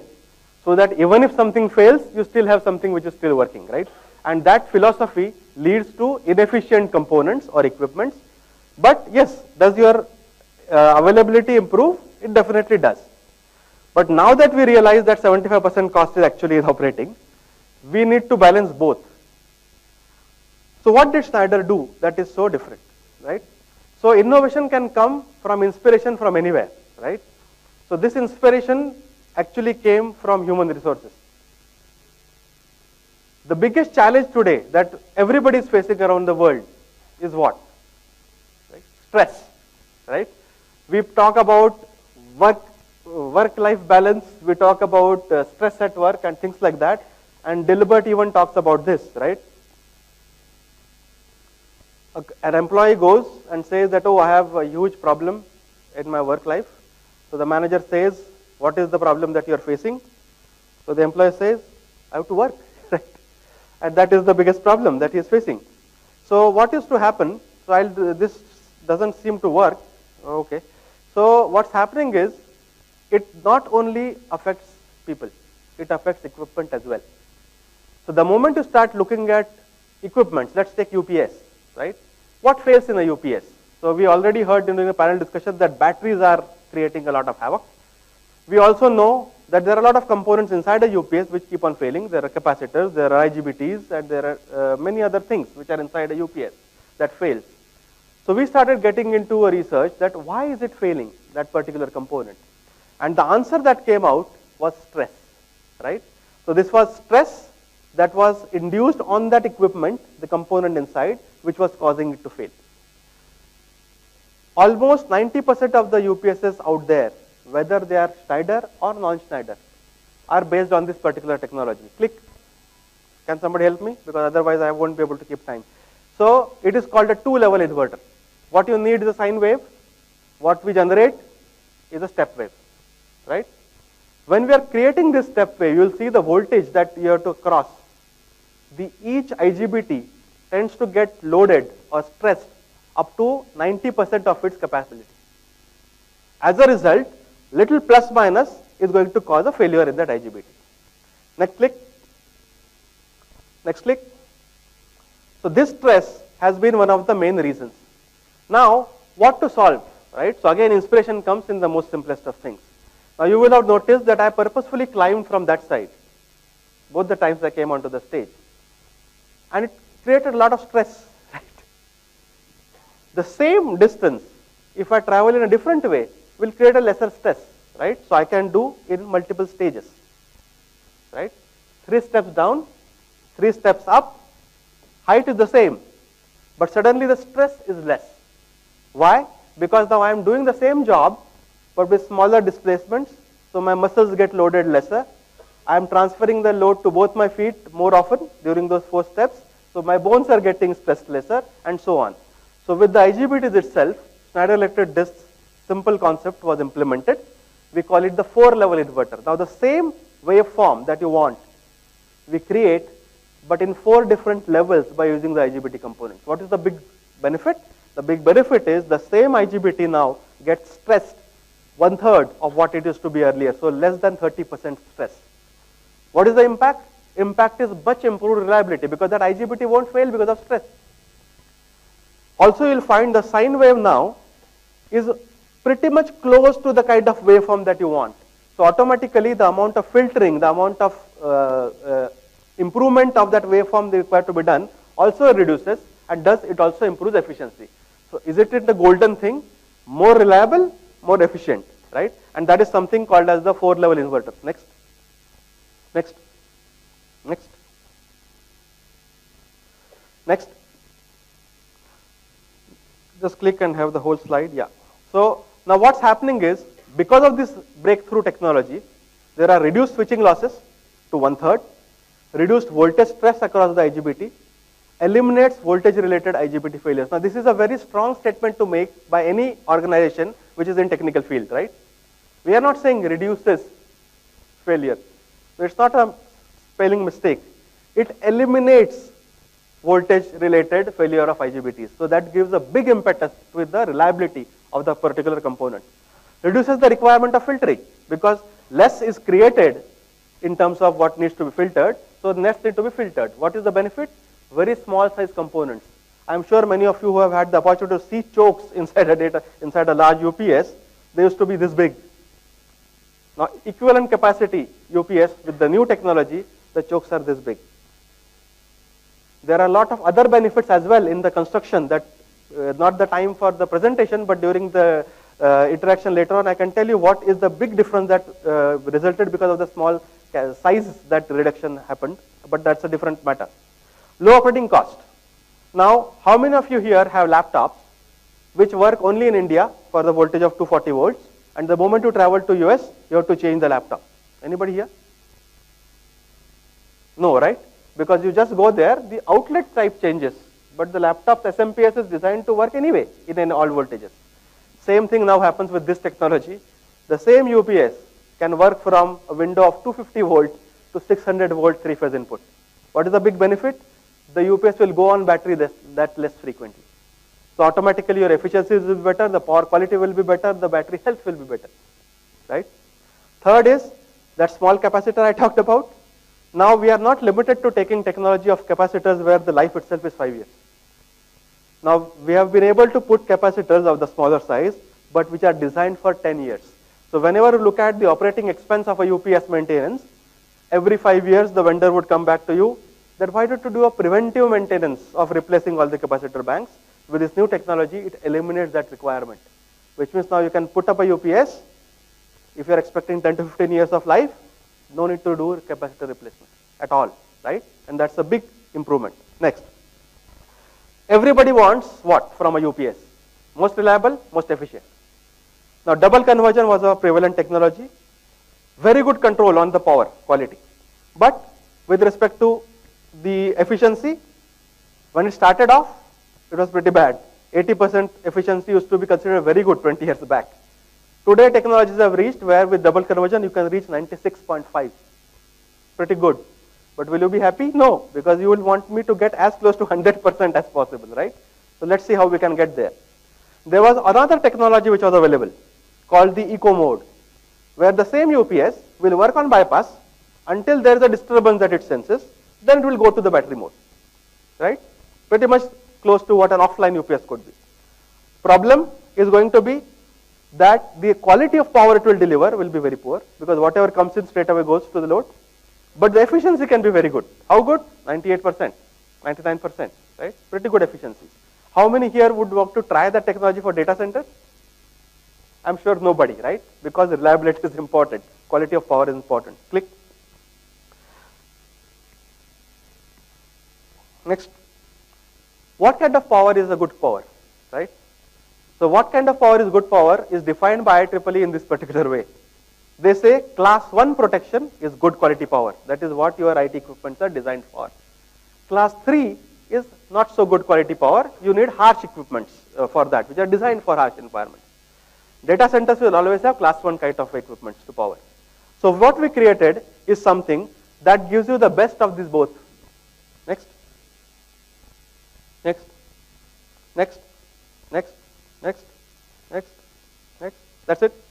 So what we did was, we took the technology of double conversion and we said, okay, what is the creature that is creating a lot of efficiency losses? The rectifier. Always on, right? Double converting. Get rid of it. But not really. It is there, but you can choose when you want to switch it off. Now you switch off the rectifier, the inverter starts working for two things. Giving power from the battery and also correcting the power which is coming from the bypass. So this is a dual operation kind of an inverter technology that has been developed, and we call it e-conversion, right? There are a huge number of patents that have been filed for this particular technology. But the benefit of this is you get class 1 quality power with an efficiency of 99%, right? So 1% losses only, which is going to be a huge improvement in two ways. One, you can load the same UPS to more, right? Which means it can save you the expense of that next new data center. Because if you are just running out of power, improve the efficiency, automatically you get more power to feed more IT equipment inside. Or second is, it will help you reduce the power consumption for the same data center. So both ways it is going to be very useful. Next. Next, next, next, next, next, that's it. So up to 99% efficiency, battery charging through inverter, so the rectifier completely remains off, hence the efficiency becomes much better. Power factor correction is given, which is not there in eco mode. Harmonics are corrected by the UPS, which is not there in the eco mode. No break transfer. In eco mode, you transfer to battery, there is a split second gap. No gap here because the inverter is always on. And class 1, which is suitable for critical loads. Next. For a typical 1 megawatt facility, how much is the wastage because of inefficiency in terms of money? 97 lakhs if you are running a UPS which is 10% inefficient, which is 90% efficient. Now, by industry standards, 90% efficient operating UPS is a pretty good deal, right? With respect to the last 5-10 years of industry. But with the new technology of e-conversion, it is going to be only 1.5%, which means 13 lakhs. That is what is called innovation in action, doing more with less. Next, the last technology. Somebody mentioned that what are you doing about storage, right, with respect to. So, next. Schneider Electric was working with all these technologies for the last 20-30 years, right? So, there is supercapacitors, there is a fluid battery, there is a flow battery, there are fuel cells, there are lithium-ion batteries, flywheels, and so on and so forth. What we found is that it basically comes down to two technologies, which are really practically usable for data center kind of loading. Supercapacitors and lithium-ion batteries. Now, where can we use supercapacitors? Very short intermittent time that you need to support can be supercapacitors. So, we have created chillers for data centers, we call them technical chillers, where the controller should not reset, even when there is the mains fluctuations and failures happening. So, there we can use supercapacitors. But where you want 8 minutes, 10 minutes kind of backup time, lithium-ion becomes a viable option. Next, next, next, next, next, next. So now, although, Galaxy Note 7 has become very famous, especially whenever we are flying, lithium-ion battery as such has evolved to such an extent that it is pretty reliable. One of the comments that I heard during one of the sessions is also, the VRLA battery gives no warning when it fails. Suddenly you will find the UPS is not giving backup, right? Not a very good situation to be in if you are the user. Lithium-ion batteries are much better. What better proof? Look at your phone. How many times do you see in the phone it is showing 80% charge, but in 1 minute it goes to 0? Very rarely, right? Because the technology is such that it can be monitored better. And when you create a UPS solution, we put the monitoring by default. In the VRLA batteries, monitoring was always optional, right? UPS will monitor a little bit as a string level, but battery level not really. But in the new solution that Schneider Electric has already brought to the market, each battery is monitored and managed by an intelligent system. So we know the health of each and every module inside that battery, and we are able to do this. Reduced footprint, how much? I'll show you a case, right? Improved, right? So we took a 1.6 MVA installation, 4 into 400 kVA, legacy. Left hand side was the battery room with VRLA batteries. Right hand side, that small white rectangle, is the new battery room with VRLA batteries. Backup time remains the same, 10 minutes on full load, right? In India, most of the data centers are built in multi-story buildings. How many of you have struggled to put batteries on the 6th and 7th floor of a building? Because the weight carrying capacity of the slab will not allow you. VRLA batteries are 3 times more heavier than lithium-ion batteries for the same backup. So now, innovation, right? You can put batteries anywhere you want. You can put a big UPS anywhere you want in a multi-story building as well. Third is saving of space. Saving of rent, saving of construction cost if you are building on your own, or more space available for your business. Because you are not in the business of operating UPSs. You are in the business of doing something else, you pay just a side requirement. Next. So these are the key things because of which lithium-ion battery is becoming a very compelling story in India. We already have one customer who has signed up. We are in the process of delivering the solution, and it's for an industry application in the megawatt range, right? 50% less footprint, 4 to 5 times ease of installation, 3 times the expected life. Killer, right? Every 3 to 4 years you replace VRLA batteries. For 10 years, 12 years, you will not have to replace the lithium-ion battery. Which means what? I was giving you an explanation. Hero Honda comes to mind. Fill it, set it, forget it. Soon going to be a reality for UPSs. You put that UPS in, 10 to 12 years, you don't have to touch it again. Right? 67% less weight. Only 2.4% initial capex, but this again changes depending on how we analyze. If you take a VRL solution with battery management, it is not 2.4x. So, very compelling story. Definitely something that we would like you to discuss, and thank you.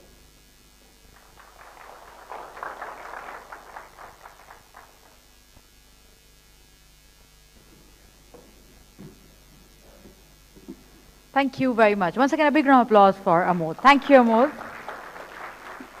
And yes, time now for a very awaited moment, that is the lucky draw, where we have exciting prizes lined up for you. But before we go ahead for the lucky draw, let me find out how many people in the house right here who have more than 20 years of experience. If you have more than 20 years of experience in the industry, I request you. Okay, this is quite, I guess Ashish, you have to help me out here. You have to select someone from me.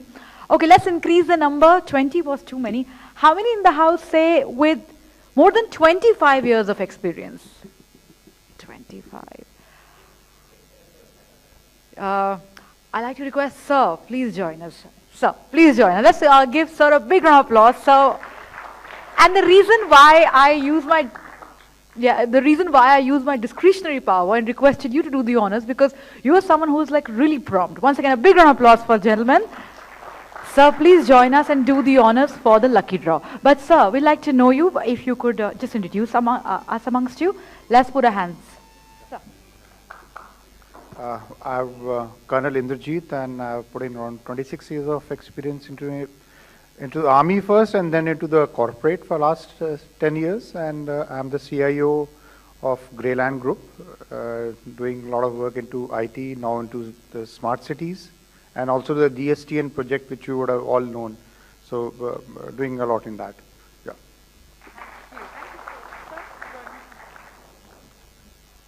Once again, thank you so much, Mr. Indrajit, and I request you to please do the honors.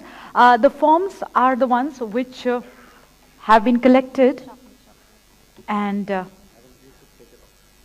sir, you have to. So once again, sir, let's come in the between. If you can close your eyes and anything. Yeah, look at me. Yeah. Sir, the first one. It's Mr. Rajesh from ASL. Rajesh Rampal. Good. Sir, please do the honors. So the winner for the first round of Lucky Draw is Mr. Rajesh Rampal. A big round of applause. So welcome back on the stage once again. And a thunderous applause to congratulate him. So please be there with us. And Mr. Indrajit, let's do the honors for the second one now. And so you'll be the judge just to see that it is fair enough. I'm thinking straight now. Okay, yeah. So, read It it. is Ladli Rathore from Vairo.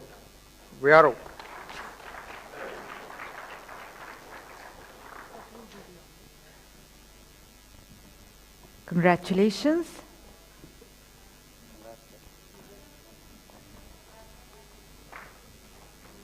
And a group photograph before both the winners take their seat.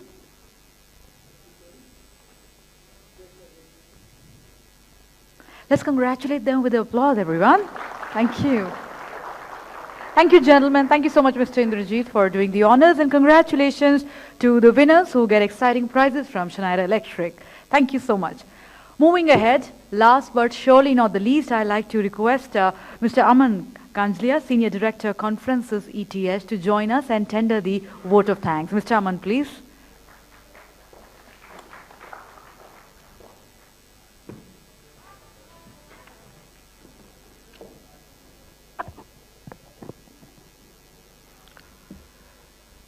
Good evening, gentlemen. It's a privilege standing amongst professionals who are digitization drivers of organizations. Tonight, we witness the criticality that data centers face in today's digitized world. The discussions ranging from bringing transformation and efficiency to driving the world of IoT and automation has been engaging and insightful. On behalf of ET Edge, I would like to thank you all, the participants, Schneider, for addressing the challenges that IT professionals face with respect to delivering effective, efficient, and agile infrastructure and at the same time reducing costs. I thank all participants and respected speakers and our partner Schneider for a successful, insightful evening. Thank you so much.